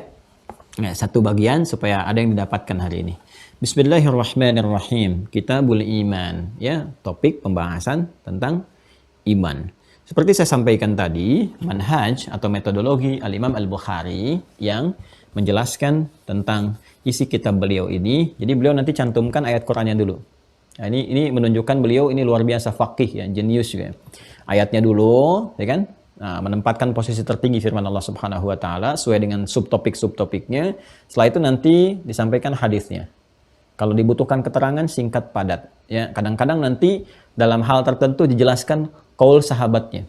Ya, aqwal ulama dari kalangan sahabat tabi'in yang sampai ke masa beliau. Ya, jadi ini mengonfirmasi demikianlah sanad dalam keilmuan. Ya, pertama rujukannya Al-Qur'an, kemudian hadis-hadis Nabi sallallahu alaihi wasallam, dilihat bagaimana sahabat menjelaskan, setelah itu konfirmasikan kepada tabi'in. Ini jelas. Kalau di tafsir itu jalurnya, belajar dari Nabi ke siapa? Misal ke jalur Ibnu Abbas, ya. Ibnu Abbas nanti punya murid siapa lagi tuh? Ya, kalau yang akses ke Ibnu Abbas radhiyallahu taala anhuma. Ya, misalnya dari Ibnu Abbas kan sahabat, ya kan? Nanti masuk ke tabi'innya Imam Mujahid. Imam Mujahid nanti ngaji tuh ke Ibnu Abbas, konfirmasikan semua. Nanti dari Imam Mujahid terus ke bawah. Ya, tabi'in dan seterusnya. Nah, itu terkonfirmasikan. Hadis juga demikian. Ya, jadi nanti kita akan dapatkan beliau mengutip dari sahabat begini, dari tabi'in begini sampai ke masanya beliau. Ini membuktikan satu ketersambungan riwayat. Kitab yang kedua, Thaniyan Kitabul Iman, pembahasan tentang kitab iman. Awalan babu qaulun Nabi sallallahu alaihi wasallam, ya kan? Hadza, itu kan? Hadza ini pembahasan tentang bab. Apa bab yang dimaksud? Titik 2, makanya di situ pakai dhammah kemudian. Qaulun Nabi sallallahu alaihi wasallam. Sabda Nabi sallallahu alaihi wasallam, ya kan? Bunyal Islamu ala khamsin. Topik yang pertama yang akan digali ini adalah tentang pondasi keislaman. Tuh, mengonfirmasi apa yang tadi saya sampaikan. Ya. Kita jawab pertama, babun, ya kan? Bab ini, gitu kan? Akan menjelaskan apa? Qaulun Nabi sallallahu alaihi wasallam adalah tentang sabda Nabi sallallahu alaihi wasallam, bunyal Islamu ala khamsin. Islam dibangun berdasarkan 5 pokok rukun Islam. Itu ya. Tadi sampaikan, yang saya sampaikan itu 5 pokok, 5-nya kan dibagi pada 2 bagian. Ada pokok yang terkait keimanan, ya, ada pokok yang terkait amalan. Teruskan dulu. Wahua, sedangkan Islam itu qaulun wa fi'lun. Nah, qaulun wa fi'lun. Perkataan dan perbuatan, terhimpun dari perkataan dan perbuatan. Yuk, kita terangkan ke sini dulu ya. Kita batasi dulu supaya nggak berpindah. Ini yang pertama pembahasan di Kitabul Iman, mengonfirmasi tentang persoalan iman, kan? Lalu babun, dimulai dengan hadza babun. Yang pertama ini berisi tentang subtopik, kan? Qaulun Nabi sallallahu alaihi wasallam, sabda Nabi sallallahu alaihi wasallam, bunyal Islamu ala khamsin. Islam itu dibangun berdasarkan 5 pokok, ya kan? Ini ada 5 pokok, 5 dasar, 5 rukun. Itu sudah pernah saya terangkan. Ya, 5 rukun ini dibagi pada 2 bagian. Ya kan? Apa 2 bagian itu? Ada bagian iman, ada bagian amal. Ya kan? Ada bagian apa? Iman, ada bagian apa? Amal. Ada bagian akidah, ada bagian syariat. Yang bagian iman pertama kali nanti terkristalisasikan pada syahadat, syahadatain. Asyhadu an la ilaha illallah wa asyhadu anna Muhammadar Rasulullah. Terhubungnya konektivitas kita dengan Allah Subhanahu wa taala sebagai pengakuan. Yang ini nanti mengonfirmasikan amalan sebagai implementasi dari pengakuan iman ini. Ya, maka diberikan amalan pokok yang ada 4 itu. Ya, apa saja di antara jenisnya? Ada sholat, ada zakat, ada puasa, ada haji. Ya, mencakup umrah di dalamnya. Nanti masing-masing punya turunan. Sholat punya turunan lagi, sunnah, ada jenazah, ada macam-macam, ada rawatib, ada mutlak kan? Di luar yang fardu. Zakat ada turunan lagi, apa diantaranya? Ada infak ya, dan turunan-turunan lainnya. Nanti puasa ada turunan lagi selain yang Ramadan. Ada yang sunnah, Senin Kamis, Ayyamul Bid, ya, puasa Al-Muharram, dan seterusnya. Nanti haji pun ada turunan ke bawahnya yang kecil, apa itu? Umrah misalnya. Jelas ya? Nah, nanti aspeknya sudah ke sini. Karena keibadah, ini masuk syariat, ilmunya disebut fikih. Ini syahadatain. Syahadatain ini punya pokok lagi. Apa pokoknya? Yang 6 ini. Ini konfirmasi lagi. Ya, bunyal Islamu ala khamsin. Islam itu dibangun atas 5 pokok. Ini dibagi ke dalam 2 bagian. Ini turunannya seperti ini. Seperti saya mudahkan untuk menyampaikan. Dan dahsyatnya, ini pun tercakup di nama Nabi Muhammad SAW. Ya, nama yang terkait dengan aspek ini, aspek amalan, praktikal, ya, yang lebih kepada nilai-nilai sosial implementasinya. Kan ini kita beribadah nanti ada dampak sosialnya. Seperti sholat, tanha anil fahsya'i wal munkar. Itu kan tanha anil fahsya'i wal munkar itu sifat sosial nanti. Yang dibawa untuk berinteraksi supaya tidak berbuat keburukan dalam kehidupan.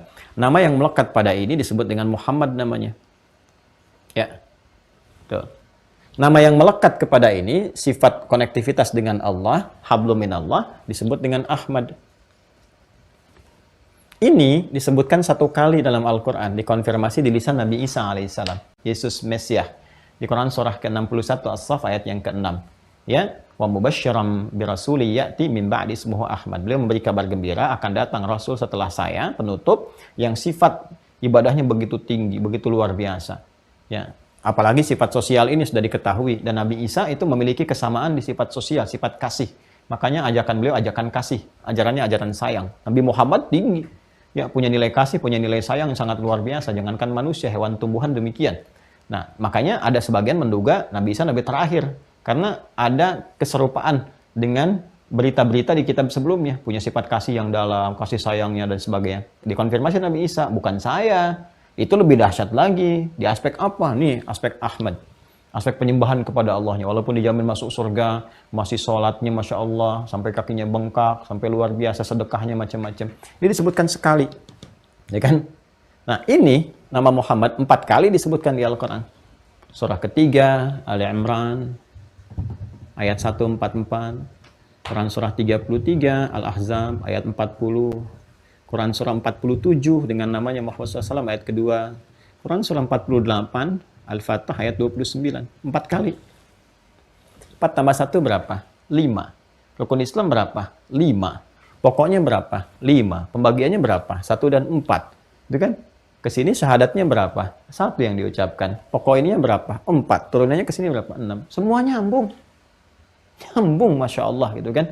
Masya Allah. Nah, wahwa qaulun wa fi'lun. Sedangkan intisari dari keislaman yang ada pada pokok iman itu harus ada pembuktian perkataan dan perbuatan. Tadi saya menyebutkan dengan umum saja. Sedangkan Islam itu yang saya maksudkan dengan perkataan saya tadi. Sedangkan Islam yang terkonfirmasi pada nilai keimanan itu, nilai syahadat itu, ini. Karena yang dibahas kitabul imannya, ya. Ini kita simpan, pokoknya diteruskan oleh Imam Al-Bukhari, ya kan? Wahwa, sedangkan implementasi dari keislaman itu, tadi kan bunyal Islamu ala khamsin. Kalau kita sampai situ saja, maka nanti bisa diterjemahkan wahwanya ke Islam.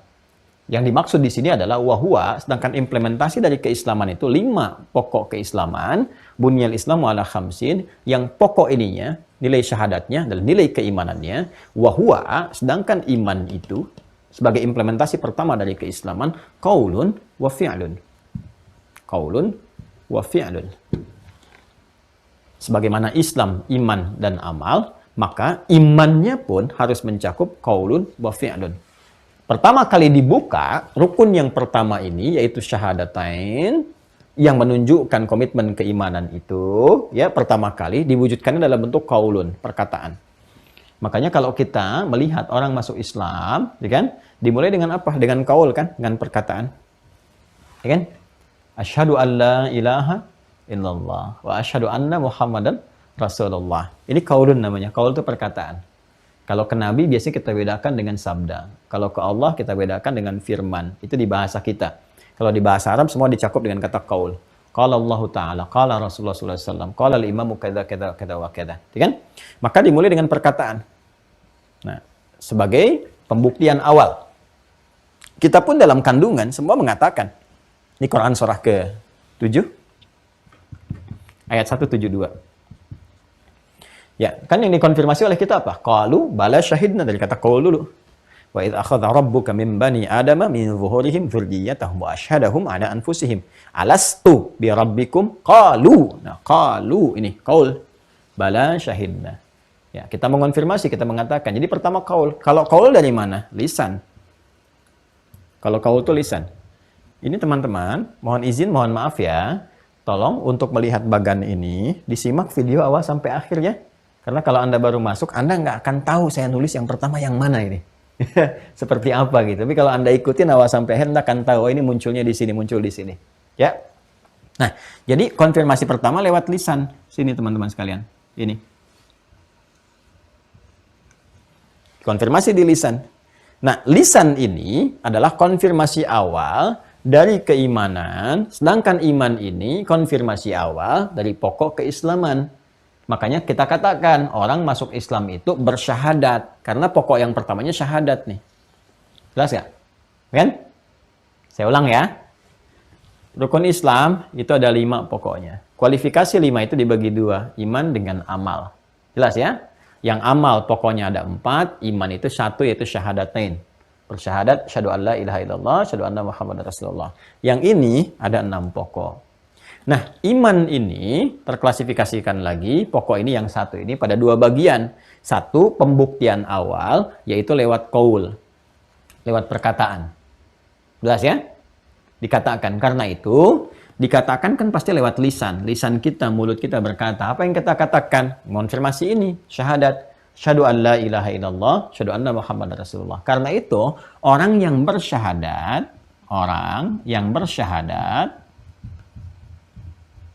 ya kan? syahadu an la ilaha illallah, syahadu anna Muhammad Rasulullah, maka orang itu telah mengonfirmasi keislamannya. Yang memeluk Islam, mengonfirmasi keislaman disebut muslim namanya. Jadi Islam itu dinnya, Islam itu dinnya, ya kan? Quran surah ketiga ayat 19, inna dina indallahil Islam. Al-Islam itu ad-din. Orangnya, ini orang bersyahadatnya ini disebut muslim namanya. Muslim. Kalau ingin dibedakan gender misalnya, untuk penunjukan kepada laki-laki dan perempuan, tinggal tambah tak marbutah di ujungnya. Pakai ah. Kalau ini muslim, misalnya laki-laki, ini tinggal pakai muslimah. Untuk perempuan. Nah, ini ya. Jelas? Maka muslim artinya orang Islam. Konfirmasi keislamannya dengan bersyahadat. Jadi kalau sudah bersyahadat, maka statusnya muslim. Jelas ya? Kalau perempuan apa? Muslimah.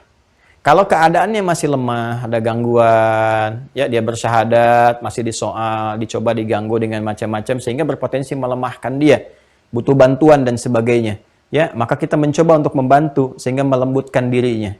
Ya, maka keadaan dibantu supaya dalam kelembutan ini dapat kuat kembali, itu yang sering diistilahkan dengan mu'allaf namanya. Ya, mu'allaf. Jadi ada dua sisi. Ada sisi yang pertama, dia belum berislam, masih mengenal, ingin tahu, ada kelembutan dalam dirinya untuk menerima Islam, tapi belum bersyahadat. Nah, itu pun masuk golongan pertama dari mu'allaf, ada golongan pertamanya. Ya, siapa? Orang yang dilembutkan. Mu'allaf itu kan yang dilembutkan hatinya untuk menerima. Maka itu boleh mendapatkan bagian zakat. Ya, dibantu misalnya kalau dia punya kemampuan diberikan misalnya buku-buku keislaman, CD-CD keislaman. Kalau dari sisi ekonomi dibantu misalnya dengan bantuan sembako macam-macam dan sebagainya. Ada bagian kedua yang sudah masuk Islam di periode awal-awal yang dia juga butuh penguatan karena masih ada kelemahan dalam dirinya. Ya, ada kelembutan menerima Islam tapi masih ada kelemahan dalam dirinya. Apa? Bisa gangguan fisik, ditinggalkan macam-macam karena memang belum sepaham dan sebagainya. Dibantu, disokong, boleh diberikan bagian dari zakat. Itu di Quran surah ke-9 At-Taubah di ayat yang ke-60. Innamas shadaqatu lil fuqara wal masakin wal 'amilina 'alaiha wal mu'allafati qulubuhum. Yang hatinya terlembutkan untuk menerima risalah kebaikan. Ya. Tapi kalau sudah berjalan, sudah kuat, sudah baik, sudah puluhan tahun bukan mu'allaf lagi. Bapak saya mu'allaf, Pak. Oh, Masya Allah. Kapan masuk Islamnya? Oh, udah 20 tahun yang lalu. Bukan mu'allaf, udah muslim. Ya, ya kalau sudah muslim, dah kemana-mana udah baik, tunjukkan keislamannya. Bagaimana menunjukkan keislaman itu? Nih, dari pemaknaan katanya. Ya, muslim itu artinya terambil dari kata aslama yuslimu. Aslama yuslimu. Islaman. Ini karakter, sifat, keadaan, frame-nya ini. Aslama yuslimu islaman. Fahuwa muslim. Orangnya disebut dengan muslim. Perintahnya aslim. Aslama itu asalnya tunduk patuh. Tunduk patuh. Tunduk patuh taat. Ya. Islam adalah tuntunan-tuntunan yang ditunjukkan kepada kita sebagai pedoman ya untuk sebagai pedoman berkehidupan dan sebagai tanda ketundukan, kepatuhan, ketaatan kita kepada Allah. Jadi kalau sudah muslim itu artinya orang yang tunduk, yang patuh, yang taat kepada siapa? Kepada Allah. Jelas ya? Nah, untuk mendapatkan ketundukan, kepatuhan ini kita butuh pembuktian, butuh pedoman dulu. Ya Allah, di mana saya temukan pedomannya? Seperti apa gambarannya? Maka diturunkan Al-Quran sebagai hudan. Ya, gambaran dari pedoman ini supaya kita masuk ke dalam ruang petunjuk. Itu disebut silmi, namanya asilmu. Ya. Makanya kalau sudah kita mengatakan asyhadu alla ilaha illallah, asyhadu anna Muhammadar Rasulullah, maka kita sudah masuk pada pokok bagian yang pertama. Dengan syahadat itu, syahadat dikonfirmasi lewat lisan, masuk pokok yang pertama dari 5 rukun Islam. Apa 5 itu? Namanya iman, ya kan? Makanya dikatakan orang ini sudah beriman. Ya, sudah beriman dalam bahasa Arab disebut amana, tunggalnya. Amana. Sudah beriman. Jamaknya tinggal tambah ujungnya, waw dan alif. Amanu plus gini. Amanu. Jadi kalau udah panjang, jamak. Amana tunggal. Amana, sudah beriman. Apa tanda sudah beriman? Sudah berkata dengan lisannya, qaul, sudah berkata. Apa yang dikatakan? Syahadu an la ilaha illallah, syahadu anna Muhammadar Rasulullah. Maka kalau banyak orang sudah mengatakan itu, berarti sudah beriman. Ya, maka panggilan Quran, panggilannya menjadi berubah dari nas, manusia pada umumnya, kepada amanu. Maka muncul panggilan-panggilan iman. Ya ayyuhalladzina amanu, ya ayyuhalladzina amanu. Hei orang-orang yang telah menyatakan saya sudah beriman. Dikonfirmasi dengan syahadatnya, syahadu an la ilaha illallah. Dah kan? Berarti kalau kamu sudah beriman, kamu sudah menjadi muslim. Muslim itu artinya tunduk. Tunduk itu artinya patuh. Patuh itu harus taat. Taat pada siapa? Tuntunan Allah, perintah Allah. Ya, tunaikan perintah Allah, jauhi larangannya. Kita bertanya bagaimana caranya? Maka disebutkan di Quran surah ke-2. Ayat 208. Al-Baqarah ayat 208, paling kiri. Ke tengah tapi agak ke bawah sedikit. Ya ayyuhalladzina amanu, hai semua orang yang telah menyatakan diri beriman, sudah bersyahadat, sudah mengatakan di lisannya, gitu kan? Udkhulu fis silmi, bukan fil Islam. Karena Islam itu sudah tadi, sudah syahadat. Udkhulu fis silmi, masuk ke dalam pedoman ruang Islam. Ya kafah secara utuh. Ya tunduk, patuh, taat.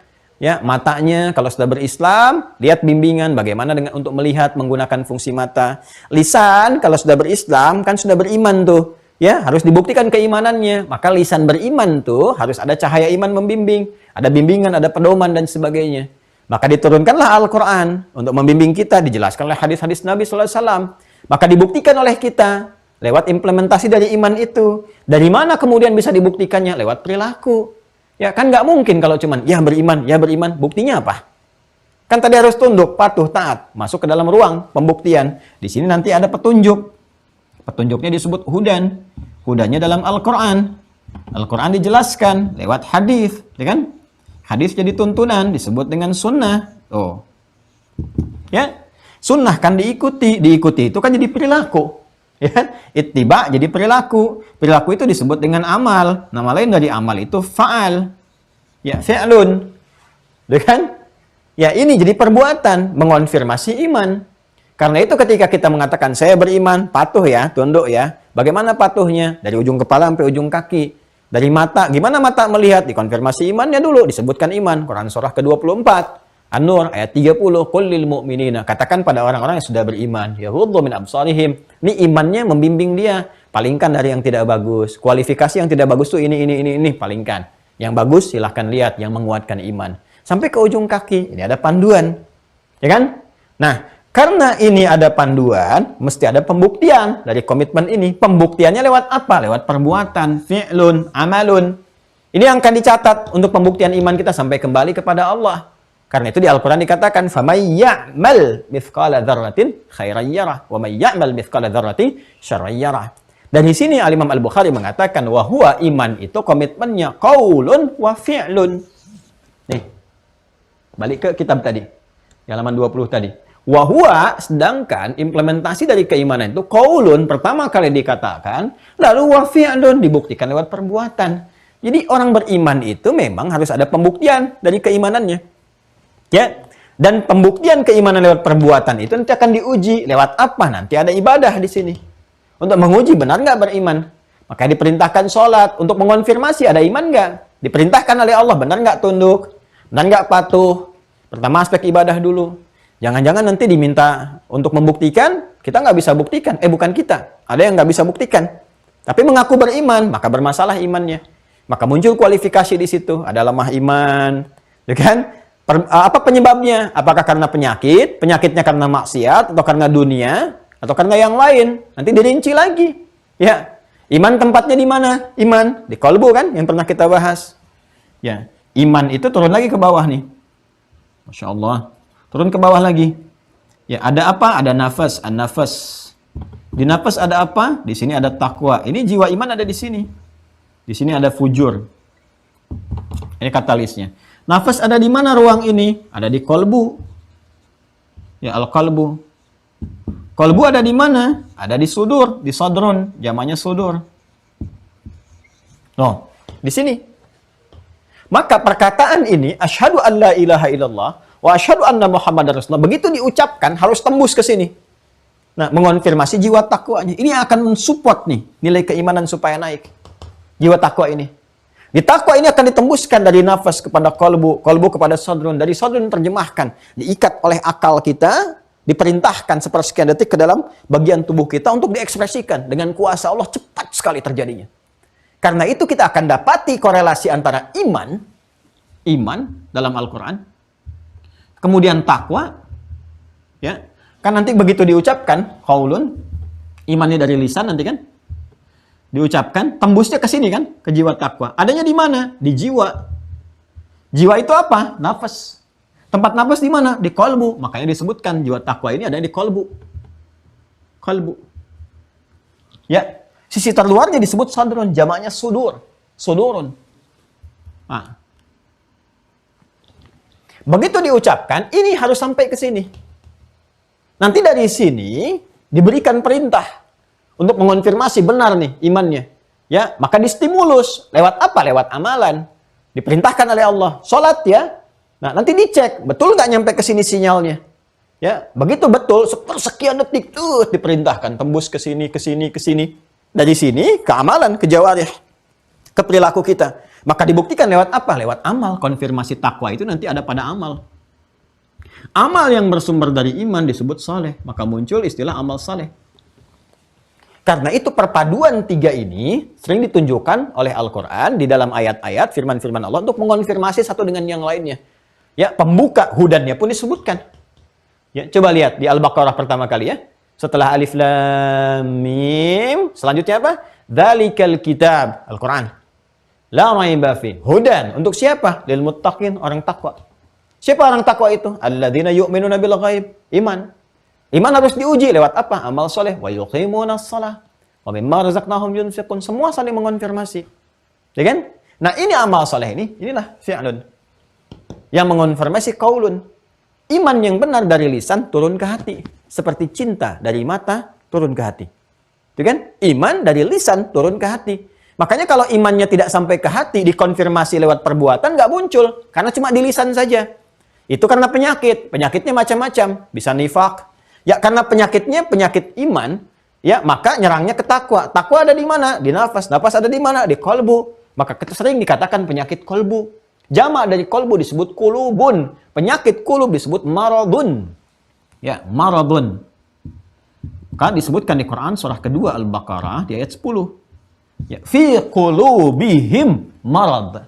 Fazadahumullahu marada. Ya kan? Apa yang menyebabkan penyakit ini? Banyak nanti. Di antaranya apa? Ya, diikuti provokasi setan. Provokasinya kemana? Setan provokasi ke sifat fujur. Fujur ada di mana? Ada di nafas. Ketika diprovokasi, berdiri sendiri. Nafas memerintahkan.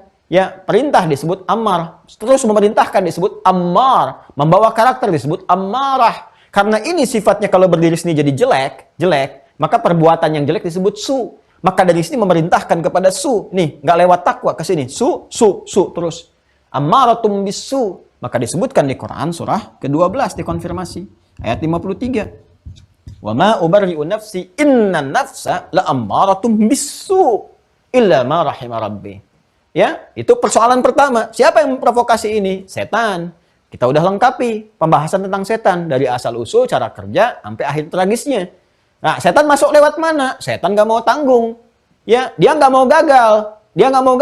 Dia berusaha untuk mengcover semua jalan dari fujur. Fujur kan ke sini, nafas ke kolbu ke sodrun. Ini puncak terakhirnya. Maka dia masuk lewat sini. Karena yang digoda bukan 1-2 orang, tapi semua orang. Ya, maka dijamakkan sodrun. Jadi sudur bentuk jamak. Maka disebutkan alladzi yuwaswisu fi sudurin nas. Dia berharap kalau gagal di sini, digoda di sini, gagal di sini, goda di sini. Karena ini 3, 1, 2, 3. Gambarannya lewat tahapan-tahapan. Kadang dalam internal kita, dan kadang dalam lingkungan terdekat kita, kalau lebih luas lagi, kadang yang paling jauh. Itu yang digambarkan dalam jamarat, aqabah, wusta dengan ula. Semua terkonfirmasi. Jadi nggak ada yang kosong dalam syariat itu. Semua ada maknanya. Jadi kalau kita ngaji dalam gitu, pelajari semua keterkaitannya ada. Ya kan? Nah, maka orang-orang yang berkata, saya Islam nih, saya juga Muslim, Pak. Sholat nggak? Nah, ini terkonfirmasi keadaan lemah imannya. Ya kan? Nah, maka dari itu 15 abad yang lalu pun pernah ada yang disinggung oleh Allah. Ketika ada yang mengatakan amanna, kan di sini sudah beriman. Fasenya ini. Ya, di Quran surah 49 coba cek. Al-Hujurat. Ayat 14. Qalatil a'rabu. Sebagian orang Arab Badui berkata, amanna. Kita udah beriman. Berarti levelnya ini kan? Ya kan? Amanna tuh, amanna. Karena bentuknya kepada kata kerja yang pertama, asalnya amanah begini. Amanah, kan? Ditambah dengan nahnu yang disingkat dengan na begini. Maka karena double disatukan. Jadi seperti ini, supaya tidak banyak huruf dituliskan, jadi begini, ditandai dengan tasydid, asalnya begini. Ya. Qalatil a'rabu, orang Arab Badui datang kepada Rasulullah mengatakan, orang-orang itu berkata, amanna, kami telah beriman, berarti sudah bersyahadat, qaulun, masuk sini. Ya. Maka karena perkaranya, iman itu masuknya ke hati, kalau urusan hati Allah yang menguasai kan? Makanya kita katakan, ya muqallibal qulub. Wahai yang menggerakkan hati, yang mengetahui pergerakan di hati, terbolak-balik dan sebagainya. Ya, Allah Maha mengetahui. Wa nahnu aqrabu ilaihi min hablil warid. Ya, di Quran surah ke 50 itu kan, surah Qaf di ayat ke-16. Wa laqad khalaqnal insana wa na'lamu ma tuwaswisu bihi nafsuh wa nahnu aqrabu ilaihi min hablil warid. Ya kan? Sangat mengetahui. Karena itu Nabi tidak menghukumi dengan keadaan jiwa, tapi menunggu apa yang Allah sampaikan. Karena itu kita nggak boleh ya menghukumi keadaan hati seseorang terkait dengan keimanan, nggak boleh. Ya, makanya kalau ada seorang menyebutkan misalnya kafir itu akan mencari pemiliknya. Benar nggak? Sampai ke langit. Kalau nggak ditemukan, di bumi nggak ditemukan, kembali kepada yang mengucapkan. Makanya hati-hati dengan klaim-klaim demikian. Kecuali ada tanda-tanda nyata yang disebutkan secara langsung. Menolak syariat, itu kan? Tidak mengakui sholat. Atau kemudian misalnya ya menolak tentang akidah keislaman. Menghalalkan yang haram yang tinggi. Menghalalkan zina macam-macam. Nah itu sudah ada tanda-tanda. Maka hukum-hukum melekat. Ya, maka harus hati-hati. Karena kalau ketidaktahuan, dibimbing supaya kembali kepada jalan yang benar. Dia mengatakan amanah. Maka turun ayat mengonfirmasi. Kul lam tu'minu. Katakan Muhammad SAW, belum benar imannya. Kenapa? Karena kalimat yang ada di lisan itu, qaul, belum mengalir sampai ke qalbu, sampai ke nafas. Walakin qulu, tapi katakan, aslamna, kami baru mengonfirmasi keislaman. Lewat apa? Lewat qaulun. Walamma yadkhulul imanu fi qulubikum. Sementara iman yang belum masuk ke sini. Bagaimana bisa mengonfirmasi iman sudah di sini? Diuji lewat apa? Lewat fi'lun, lewat amalun. Ya. Karena itu semua pergerakan iman itu ada di sini. Di kalbu, di nafas. Ya. Ini punya amalan. Apa amalannya? Disebut dengan niat namanya. Di sini terletak pada keikhlasan. Ya, kan sudah pernah belajar tentang ikhlas. Ya, di surah Al-Ikhlas itu kan semua ditujukan kepada yang ahad. Ya, qul huwallahu ahad. Jadi orang ikhlas itu yang menepikan segala hal, segala perbuatan, disupport dari sini tujuannya hanya untuk yang ahad saja. Mengarahkan segala pada yang ahad disebut tauhid. Makanya muncul ilmu tauhid ini. Konfirmasi lagi. Ya, jadi ini semua keterkaitan. Ya, di sini disebutkan antara hubungan niat dengan amal. Bentuk jamak dari kata amal itu a'mal. Hadis Nabi dikonfirmasi. Riwayat pertama di Al-Bukhari ketika di kitab Bad'ul Wahyi, riwayat pertamanya tentang amal. Jamakkan jadi a'mal. Innamal a'malu binniyat. Innamal a'malu binniyat. Wa innamal likulli imri'in ma nawa. Ini supportnya nanti yang akan mengarahkan kepada amalan. Jadi muncul amal pun belum tentu dianggap benar. Harus dicek dulu. Benar nggak sumbernya dari sini, dari iman. Terus dari iman tuh dari jiwa takwa nggak? Nih. Takwanya ada kecampuran fujur enggak? Kalau kecampuran belum ikhlas namanya. Apa diantaranya? Yang seharusnya tawadu muncul riya. Betul beramal, ngasih begini, amalnya keluar. Ya, Jumatan kan mau Jumat nih sekarang. Ada kotak infak lewat.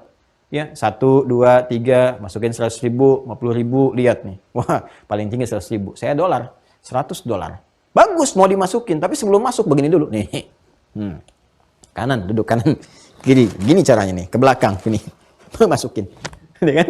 Nah, itu bercampur dengan ini. Ketika bercampur jadi persoalan, ya, ingin sesuatu yang merusak dan mengganggu. Kelihatannya benar, sesuatu yang nikmat, tapi melahirkan gangguan, adza. Ya, sesuatu yang merasakan kenyamanan, al-mannu wal adza. Ya, maka batal amalannya karena terkonfirmasi ada gangguan-gangguan di dalamnya. Ya, kotor lagi. Maka turun Quran surah kedua Al-Baqarah ayat 264. Ya ayyuhalladzina amanu la tubtilu sadaqatikum bil manni wal adza kalladzi yunfiqu malahu ria'an nas. Ini nih jelas. Ada faktor nifak, gangguan setan, lingkungan macam-macam. Nah, ini teman-teman sekalian. Jadi intinya apa? Intinya kita ingin mengonfirmasi keterangan Al-Imam Al-Bukhari yang menyampaikan di kitab iman itu kalau pengen menunjukkan iman kita kuat, kualitasnya ingin mendekati di era-era Nabi dengan Fathah ini, di masa ini, maka kita harus menjaga dua hal ini konsistensinya. Perkataan itu harus tembus kepada hati ini. Sehingga muncul kualitas amalan. Karena untuk disebut Islam yang utuh itu mesti ada qaulun wa fi'lun, imanun wa amalun. Dibuktikan perkataan pertama kali dikonfirmasi oleh perbuatan. Kita balik bertanya pada Imam Al-Bukhari, kan? Bagaimana ini menjaga ini semua, membuktikan itu? Ada nggak petunjuknya supaya konsisten, supaya masuk ke dalam hati? Kadang-kadang ya itu dia suka naik turun. Ya, kayak eskalator gitu. Kayak lift. Naik turun, naik turun, naik turun. Kan bahkan kadang kayak ada roller coaster gitu. Udah naiknya lambat, turunnya cepat. Naiknya lambat, berangkat latihan tahajud gitu, tapi turunnya tiba-tiba cepat. Ya, gagal dalam pekerjaan sekali udah hilang tahajudnya. Padahal awal-awal tahajud. Mau ujian, Masya Allah, tahajud. Udah dikasih wisuda, lupa. Dibawa mabok. Kan diajak lingkungan macam-macam. Padahal awalnya tahajud, puasa. Kenapa ujungnya jadi maksiat? Kayak roller coaster kan? Kata Imam Al-Bukhari, nah itu udah saya bahas. Kalau dilanjutkan kalimatnya, kita akan menghafal ini. Ya, wa huwa qaulun wa fi'lun wa yazidu wa yanqusu, ya kan? Kita teruskan. Ini betul. Wa huwa qaulun wa fi'lun wa yazidu wa yanqusu. Ya betul kata Imam Al-Bukhari. Iman itu memang pertama pembuktian lewat perkataan, dikonfirmasi lewat perbuatan. Cuma engkau harus sadar. Karena sifatnya tadi ada gangguan dan ada support juga dari malaikat, kan simpulnya udah kita bahas sebelumnya. Makanya sebelum mengaji kita bahas dulu simpulnya. Wa yazidu, kadang dia naik. Kuat tuh kalau udah kuat tuh Masya Allah. Jangankan yang fardu, yang sunnah diburu. Ya, jangankan merasa tenang dengan yang fardu. Ketinggalan sunnah bisa gelisah. Wah kelihatan nih kalau lagi Ramadan tuh jangankan ngejar sholat maghrib, sholat isya. Tarawih dikejar-kejar, nyimpan sajadah tuh. Ya, sampai ada perdebatan di kalangan emak-emak untuk memperebutkan saf untuk tarawih. Sedangkan tarawih sunnah. Itu kan? Bagaimana semangat untuk kejar tadarusan dan sebagainya. Nah, kata Imam Al-Bukhari, ya, mengonfirmasi dari hadis-hadis Nabi SAW, wa yazidu wa yanqusu. Tapi jangan salah kata beliau. Iman itu dinamis. Ada pengaruh-pengaruh, yazid wa yanqus. Kadang naik, kadang turun. Kadang kuat, kadang lemah. Yazid itu naik, tambah, yanqus turun. Ya, tambah, yanqus berkurang. Tambah lawannya kurang, naik lawannya turun, kuat lawannya lemah. Ya, yazidu bisa diartikan naik atau bertambah atau kuat, wa yanqusu bisa melemah, bisa turun, bisa berkurang. Penyebabnya macam-macam. Ya, tadi yang saya sampaikan pembukanya. Bisa jadi melemah itu karena mengikuti was-was setan, karena dorongan nafsu atau pengaruh-pengaruh lingkungan di sekitaran. Ya, kata Nabi itu kan fa abawahu yuhawidani au yunassirani au yumajjisani, karena salah bergaul, kan? Mengikuti arahan nafsu, mengikuti provokasi setan dan sebagainya. Atau naik tuh karena bergaul dengan orang-orang yang benar, suhbatus salihin. Bergaul dengan orang-orang saleh, ya. Makanya Al-Imam An-Nawawi ngarang kitab Al-Imam An-Nawawi Riyadhus Shalihin, taman orang-orang saleh itu. Ya, kurang lebih 1896 hadis kurang lebih yang ada di situ. Ya, setelah Al-Arba'in 42 hadis untuk pokok-pokoknya. Nah, jadi teruskan. Nah, tadi saya sampaikan, kita balik bertanya, ya Imam Al-Bukhari, sampaikan informasi kepada kami. Gimana caranya kita? Ada nggak petunjuk dari Nabi SAW cara naikin supaya stabil imannya kuat, ya kan? Kemudian kita jaga supaya nggak turun, supaya nggak melemah. Maka diteruskan oleh beliau. Konfirmasi dari hadis Nabi SAW sebelumnya adalah ayat-ayat Al-Quran dulu. Maka tadi saya sampaikan manhaj beliau, sampaikan ayat Qurannya. Teruskan. Qala Allah Ta'ala. Baik ya, Allah Subhanahu Wa Ta'ala berfirman. Memberikan gambaran kepada kita di surah Al-Fatah. Ya, surah ke-48 ayat yang keempat. Liyazdadu imanan ma'a imanihim. Ya, supaya kami tambahkan terus keimanan-keimanan mereka. Jadi ada isyarat dalam Al-Quran, amalan-amalan yang terus menguatkan iman. menambah iman. Supaya nanti dengan iman bertambah itu ada tipsnya. Ya, ada petunjuk-petunjuknya. Ini isyarat dulu yang beliau sampaikan. Juga teruskan, wazidnahum huda. Kami tambahkan dengan iman itu hudan, petunjuk, itu terkonfirmasi itu. Jalur yang tadi itu. Ya, dari iman terus ditambahkan petunjuk, nanti dari petunjuk adalah kebahagiaan. Ulaika ala hudan min rabbihim wa ulaika humul muflihun. Kemudian di surat Maryam ayat 76 juga kita dapatkan, wa yazidullahu alladhina ihtadau huda. Allah akan tambahkan orang-orang yang sering kali mengerjakan satu hal dari petunjuk-petunjuk Allah itu, tambahkan hudannya. Sedangkan hudan ciri orang beriman. Dzalikal kitabu la raiba fi hudan lil muttaqin. Siapa muttaqin? Alladzina yu'minuna bil ghaib. Kemudian juga Quran surah Muhammad SAW. Ya, surah 47 ayat ke-17. Walladzina ihtadau zadahum huda wa atahum taqwahum. Kemudian Quran surah wa qauluhu wa yazdadal ladzina amanu imana. Al-Mudaththir ayat 35. Ya, juga wa qauluhu di At-Taubah ayat 124, ayyukum zadatu hadhihi imana, ya. Fa ammal ladzina amanu fazadathum imana. Wa qauluhu jalla dzikruhu, dan juga firman Allah Subhanahu wa taala Ali Imran ayat 173. Fakhshawhum fazadahum imana. Wa qauluhu ta'ala, dan firman Allah Subhanahu wa taala Al-Ahzab ayat 22. Wa ma zadahum illa imanan wa taslima. Ya, kalau mau kita tambahkan lagi, ya belum dicantumkan di sini, misalnya Quran surah ke-8 Al-Anfal. Ya, di ayat keberapa? Ayat kedua. Innamal mu'minuna alladzina ya idza dzukirallahu wajilat qulubuhum wa idza tuliyat 'alaihim ayatuhu zadatuhum imana wa 'ala rabbihim yatawakkalun. Semua ayat-ayat yang disebutkan ini, dicantumkan di kitab ini, ingin mengonfirmasi petunjuk pertama dari Al-Quran dulu. Ini manhaj Al-Imam Al-Bukhari. Ini Al-Quran dulu nih. Kalau Anda bertanya bagaimana cara menguatkan iman, ini ada isyaratnya di Al-Quran dulu nih. Ya, nih Allah memberikan clue, ya, isyarat kunci-kunci dari sini supaya imannya ditambah, dikuatkan, sehingga dengan kuat iman dapat petunjuk. Dengan dapat petunjuk amal meningkat. Dengan amal meningkat dapat petunjuk, kebahagiaan diraih. Ulaika ala hudam mir rabbihim wa ulaika humul muflihun. Kalimat ini kan muncul setelah ada amalan. Itu kan ayat kelima. Ayat 4 dan 3-nya kan amalan. Alladzina yu'minuna bil ghaib, konfirmasi iman. Wa yuqimunas shalah, amal. Wa mimma razaqnahum yunfiqun, amal. Walladzina yu'minuna bima unzila ilaik, konfirmasi iman dan amal sekaligus, ya kan? Wa ma unzila min qablik wa bil akhirati hum yuqinun. Setelah itu semua apa? Ulaika ala hudam mir rabbihim. Setelah itu wa ulaika humul muflihun. Semua keterkaitan. Allahu akbar. Coba, saya itu seringkali suka merenung juga dan bermohon kepada Allah itu, ya kurang detil apa lagi gitu ya dalam Islam itu, pembuktiannya butuh apa lagi, semua terkonfirmasikan, la ilaha illallah itu ya, la ilaha illallah, la ilaha illallah, terkonfirmasi semua dari ilmu, dari wahyu, dari hadis, dari semuanya, dari pembuktian. Jadi nyata semua gitu, nyata semua. Makanya kadang-kadang suka bingung ya, kurang apa lagi itu jelasnya Islam itu. Hanya tinggal membuka hati kita, komparasikan, ikutin, ya kan? Dengan jadi pribadi muslim yang baik dan sebagainya. Nah ini jadi dimulai dengan ayat dulu. Dengan ayat nih, Anda bisa dapatkan penambahan iman, dapat petunjuk, dapat iman, dapat petunjuk. Ini tadi dibacakan ayat-ayatnya. Kalau saya terlampau cepat karena waktu sebentar lagi berakhir, diputar kembali videonya ya, nanti cek kembali di mushafnya.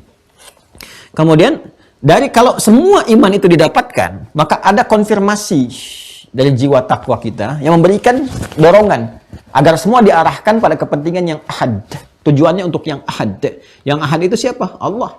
Qul huwallahu ahad. Semua yang diarahkan untuk qul huwallahu ahad, untuk ahad disebut tauhid namanya. Maka semua yang bersumber dari rasa, dari jiwa kita. Dari jiwa itu kan muncul rasa. Rasa cinta, rasa tidak suka, kan cinta lawannya benci, kan? Jadi kalau mencintai pun nanti muncul lewat perilaku kan? Cinta itu kan dari rasa kan ditembuskan kepada perilaku untuk bersikap, menunjukkan ekspresi cintanya. Ya, senyum dengan cinta, menatap dengan tatapan kebaikan-kebaikan, berjalan dengan rasa kasih dan sebagainya. Itu hubbun namanya. Ya, mahabbah. Untuk membenci juga lawannya benci. Nggak suka, mata bisa melotot, berpaling, macam-macam. Itu kan ekspresi benci. Nah, kalau bersumber dari iman, maka semua tadi petunjuk kalau dikerjakan, kata Imam Al-Bukhari teruskan, wal hubbu fillahi wal bughdhu fillahi minal iman. Nih. Maka kalau sudah ada iman dalam jiwanya, itu akan menggerakkan. Maka cintanya pun bersumber dari imannya, benci pun karena petunjuk imannya. Nah, benci pada yang bagaimana? Pada yang buruk-buruk. Karena iman itu mengarahkan pada yang baik semua. Iman kan konektivitasnya ke Allah. Ya kan? Sedangkan Allah maha baik. Innallaha thayyibun la yaqbalu illa thayyiban. Allah itu maha baik. Gak mungkin bersumber dari Allah yang jelek-jelek. Ya, menipu gak mungkin bersumber dari Allah. Ya, bikin hoax gak mungkin bersumber dari Allah. Korupsi gak mungkin bersumber dari Allah. Semua baik-baik. Karena Allah memberikan cahaya, Allah kan nurun ala nur. Memberikan cahaya kepada apa? Kepada iman. Nuruhum yas'a baina aydihim wa bi aymanihim. Karena cahaya ilahi itu disampaikan kepada jiwa iman, makanya iman memerintahkan kepada kebaikan. Ya, dari kebaikan muncul pada arahan yang baik-baik, cinta pada kebaikan. Jadi kalau ada benci pun dari iman, membencinya kepada yang tidak baik, lawan dari baik. Membenci yang hoax, membenci sifat-sifat buruk, ya zina, fahsya, mungkar, akumulasinya itu. Jadi kalau benci karena iman, pasti bencinya pada yang jelek. Nggak suka gitu kan. Dengan apa? Dengan gibah, dengan fitnah, dengan celaan, dengan perpecahan, dengan keburukan, dengan pencurian, pembunuhan, perzinahan, mabuk-mabukan. Nah itu cahaya iman. Dan karena dari iman, ada porsi untuk menyikapi proporsional. Ya, jadi nggak berlebihan. Benci tidak berlebihan, cinta nggak berlebihan, tapi diatur porsinya, sesuai dengan kadarnya. Itulah indahnya. Nah, sekarang bagaimana untuk memenuhi semua itu supaya kita mengetahuinya dengan baik? Ya, mendalami ayat-ayat tadi, membaca clue-nya dan sebagainya sehingga melahirkan sikap-sikap tadi. Mesti lihat hadis. Ya, karena itu berlanjut kita ingin bacakan hadisnya. Ya, hadisnya dari siapa? Harus jelas siapa yang menyampaikannya. Ya, siapa informasi yang bisa didapatkan, dilacak dari siapa. Nah, karena itu kita lanjutkan nanti di pertemuan berikutnya karena waktunya udah habis untuk hari ini. Ya, alhamdulillah ya. Tolong sabar ya teman-teman, sabar dikit. Ya. Jadi apa yang guru-guru kami pernah ajarkan supaya jadi pahala jariah juga untuk beliau. Jadi kadang-kadang saya sambungkan ke tata bahasa. Jadi guru-guru yang mengajarkan saya bahasa Arab tuh alhamdulillah insyaallah mudah-mudahan dapat pahalanya juga. Yang ngajarin nahwu, saraf, kan balaghah, macam-macam arud dan seterusnya. Ada guru-guru kami tuh. Ya, Masya Allah Ustaz Budairi yang mengajarkan arud, kan. Ada ustaz-ustaz yang lain, Ustaz Aun yang mengajarkan saraf waktu di Tripoli itu. Kemudian ada balaghah, Syekh Abdul Latif Asywairif ya. Kemudian nahwu, kalau nahwu banyak Ustaz Srina gitu kan. Kemudian yang lain-lainnya Masya Allah gitu. Jadi terbayang kalau saya sedang menyampaikan itu, bahas ini terbayang guru-guru kita itu. Nah, jadi kita pun bermohon saat bersamaan, meskipun lewat suara hati kita, ya Allah rahmati guru-guru kami. Ya, dari yang sebelumnya, dari TK, dari SD, dari rumah orang tua, sampai semua dapat keberkahannya. Jadi mohon izin kalau saya mengajar, agak dalam sedikit misalnya untuk memahami ke sini, mudah bagi saya untuk bacain hadis saja gampang. Ya, tapi kami menginginkan ada keberkahan dari ilmu yang telah Allah titipkan. Jadi dari yang ngajarkan ini kita sampaikan. Dan alhamdulillah insya Allah kalau sepanjang yang saya rasakan menerima pengajaran dari guru-guru seperti ini, jadi mengakar gitu. Kita tahu ke sini alurnya. Dan rasanya berbeda ya, ke dalam jiwa kita rasanya akan berbeda dibandingkan kita langsung baca ngaji begini langsung bagus, nggak ada masalah, semua ada porsinya. Jadi kalau teman-teman ingin langsung, kan ada ustadz-ustadz lain juga yang baik-baik, bagus, Masya Allah, nerangkannya ini ke sini, kan mungkin porsinya beda-beda. Ada yang langsung ngaji hadisnya, ada yang berkisah, ya semua mengajarkan apa yang didapatkannya. Kalau dapat ngaji kitab ini dari guru ini, ya beliau akan sampaikan begitu, dan pasti akan menghormati gurunya juga. Silahkan cek deh kalau mau ngajar-ngajar itu. Kadang-kadang beliau berdoa untuk gurunya dulu dan sebagainya, nyambungkan ke atasnya dan seterusnya. Ya, prinsipnya adalah menebarkan kebaikan-kebaikan, ketentraman yang kiranya bisa didapatkan. Sehingga tadi kalau kita mau sempurnakan Islam, Muslim, Silmi, dapat apa kalau diajarkan semua itu? Dapat salam. Makanya semua mengonfirmasi tentang salam. Ya, siapa misalnya Nabi Yahya mengonfirmasi wassalamun alaihi yauma wulida wa yauma yamutu wa yauma yub'atsu hayya. Nabi Isa mengonfirmasi wassalamun alayya yauma wulidtu wa yauma amutu wa yauma ub'atsu hayya. Nabi Muhammad mengonfirmasi lebih dalam lagi, bahkan dikonfirmasi nabi-nabi sebelumnya, karena risalah pun yang dibawa dengan namanya Islam. Satu-satunya nabi rasul yang nama risalahnya langsung Islam. Ya, makanya Islam untuk mengonfirmasi kebenaran yang sebelumnya. Ini yang dibawa dari mulai Nabi Adam, Nabi Nuh, rasul pertama, terus Nabi Adam kan nabi pertama, Nuh rasul pertama, terus sampai ke Nabi Muhammad. Nah, uniknya Nabi Muhammad langsung namanya Islam, dia mencakup ke semuanya. Kalau dulu kan syariatnya Musa, syariatnya Isa alaihissalam, syariatnya Daud, Sulaiman, ya suhubnya Ibrahim. Begitu Nabi Muhammad, Islam semua. Baik syariat, mencakup imannya dan syariatnya, akidah dan syariatnya semua. Jadi menunjukkan konfirmasi keseluruhannya, tercakup. Bahwa semua yang dibawa para nabi, rasul terkonfirmasikan di sini semuanya. Dan itu bisa diriset, dibuktikan. Kitabnya aja banyak tuh. Ya. Saya kadang-kadang suka ingin mencoba gitu mengkomparasikan. Ya, kalau di keyakinan-keyakinan lain kita menghormati, semua menghormati. Cuma kan untuk menguatkan keyakinan kita coba cek, ada nggak kitab-kitab kayak gini gitu di hampir semua bidang disiplin ilmunya. Di syariatnya ada fikih-fikihnya dibagi lagi, ada muqarin perbandingan. Tuh kan ada fikih mazhabnya dibanyakin lagi. Kita di ilmu hadis aja ini baru hadis ada berapa jilid gitu. Baru satu aja Sahih Al-Bukhari jilidnya ada 18, dia 4 jilid, Sahih Muslim ada yang 9 jilid, ada yang sekian jilid. Belum nanti yang sunan-sunan, kitab sunan, An-Nasai, ya, Abu Daud, gitu kan, At-Tirmidzi, dan sebagainya. Belum yang Mu'jam ada berapa lagi? Itu Mu'jam At-Tabrani aja udah banyak tuh, Mu'jam Al-Kabirnya itu. Belum Musnad ada sendiri lagi. Ya, ada berapa banyak lagi, itu ada berapa jilid tuh kalau kita pengen dapatkan, luar biasa. Nanti satu saat kita tunjukin supaya memahami. Kurang lebih demikian teman-teman sekalian untuk hari ini, mudah-mudahan bermanfaat. Kalau ada salah-salahnya mohon dimaafkan. Kalau betul-betul keliru ditinggalkan saja, dikonfirmasi ke saya supaya saya ralat. Oh, kemarin saya salah ucap, harusnya begini. Kemarin saya salah sebutkan ayat, harusnya yang ini. Ya, sehingga kita selalu berada dalam jalur kebenaran, saling mendoakan termasuk orang-orang sekitaran kita. Ya, dan mudah-mudahan dengan doa itu diterima oleh Allah Subhanahu wa taala jadi kebaikan. Selalu menampilkan hal-hal yang baik yang bisa disampaikan, menghindari hal-hal yang buruk dan saling mengingatkan, saling mendoakan. Doakan saya semoga Allah menjaga, mengikhlaskan dan setidaknya mengampuni dosa-dosa yang saya kerjakan. pernah saya lakukan. Ya, semoga Allah berkenan menerima itu semua dari doa-doa Anda semuanya dan menggugurkan dosa-dosa yang pernah dilakukan. Terima kasih sekali lagi yang sudah tersambung dengan Mira. Mohon izin hari ini barangkali tidak ada Zoom karena ada kendala teknis yang disampaikan. Kita membayar, alhamdulillah, kita rutin berikan paket yang sesuai dengan kapasitas teman-teman, kita sesuaikan, dan kita nggak pernah minta iuran. Jadi nggak ada iuran Zoom, nggak ada iuran untuk ta'lim ini itu nggak ada. Alhamdulillah, karena coba kita selesaikan sendiri untuk itu.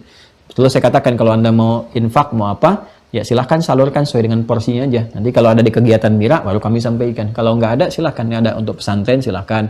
Operasional dakwah, silahkan, dan masing-masingnya. Kalau untuk paket tuh kebutuhan Anda sendiri. Untuk nanti cetak lagi, kan masuk ke Mira, nanti ada tersambung ke Uwah Corner ya. Ke Uwah Corner ya? Ke Uwah Corner itu ada paketnya untuk nulis, untuk panduan. Nanti kan di situ ada panduannya untuk Ramadan, jadi bukunya bisa dipakai. Kan harus dicetak. Kalau cetak banyak mungkin perlu kontribusi teman-teman juga. Ya, dan dari situ juga kami salurkan, ada untuk yatim, ada untuk duafa, itu kan, ada untuk juga teknis dan sebagainya. Kalau yang seperti ini kita selesaikan sendiri dan mudah-mudahan Allah ridha untuk itu semuanya. Terima kasih info untuk teman-teman, saudara-saudariku. Semoga Allah rahmati Anda semua, khususnya yang ada di sekitaran Lumajang. Ya, kita bersama Anda, insya Allah doa semampu yang bisa kita lakukan. Dan tim kami juga insya Allah memfollow up di sana, teman-teman speed ya dan sebagainya yang ada di sana. Kita akan follow up, mengaktifkan kembali proses pembelajaran, sudah koordinasi dengan desa. Nanti ada tim langsung bergambar wahker, nanti pakai baju dan sebagainya. Ya di lapangan, dakang agen dan lain sebagainya. Ya, terima kasih atas perjuangan teman-teman semua. Semoga diridhai Allah Subhanahu wa taala. Insya Allah di mitigasi kita membantu bermitra bersama-sama dengan yang lainnya. Dan mohon izin ya, saya sampaikan kami tidak membuka donasi. Ya, jadi apa yang saya sampaikan itu hanya pesan saja bahwa ada wilayah-wilayah yang belum terjangkau karena kita bersinergi. Jadi pemerintah alhamdulillah misalnya masuk lewat yang mana, terkumpul di mana. Nanti bantuan kemarin laporan ke saya rinci sekali, detail. Di mana, kapan, kejadian berapa, ada korban seperti apa, bagaimana, keadaan seperti apa, nanti yang sudah tercover di mana aja. Nah, kita masuk kepada yang belum tercover.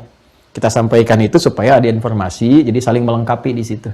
Nah, sekarang kita masuk ke untuk penguatan ini, pendidikan. Jadi insya Allah ada nanti pengajar ya, terus sudah kita petakan kepada yang diperlukan yang kiranya untuk melengkapi jangkauan-jangkauan yang belum terjangkau. Dan mohon izin ya, kami tidak membuka donasi. Sekali lagi tidak membuka donasi, itu murni dari apa yang kami kumpulkan di internal saja, di kami saja gitu kan, nanti disalurkan. Mudah-mudahan Allah jaga dan tolong diingatkan, didoakan supaya nggak ada unsur-unsur ria dan lain sebagainya, tidak bermaksud demikian. Ya, semoga Allah ridhai sekali lagi. Terima kasih untuk pertemuan hari ini. Allahumma taqabbal minna innaka antas sami'ul 'alim wa tub 'alaina innaka antat tawwabur rahim. Rabbana atina fid dunya hasanah wa fil akhirati hasanah wa qina adzabannar. Allahumma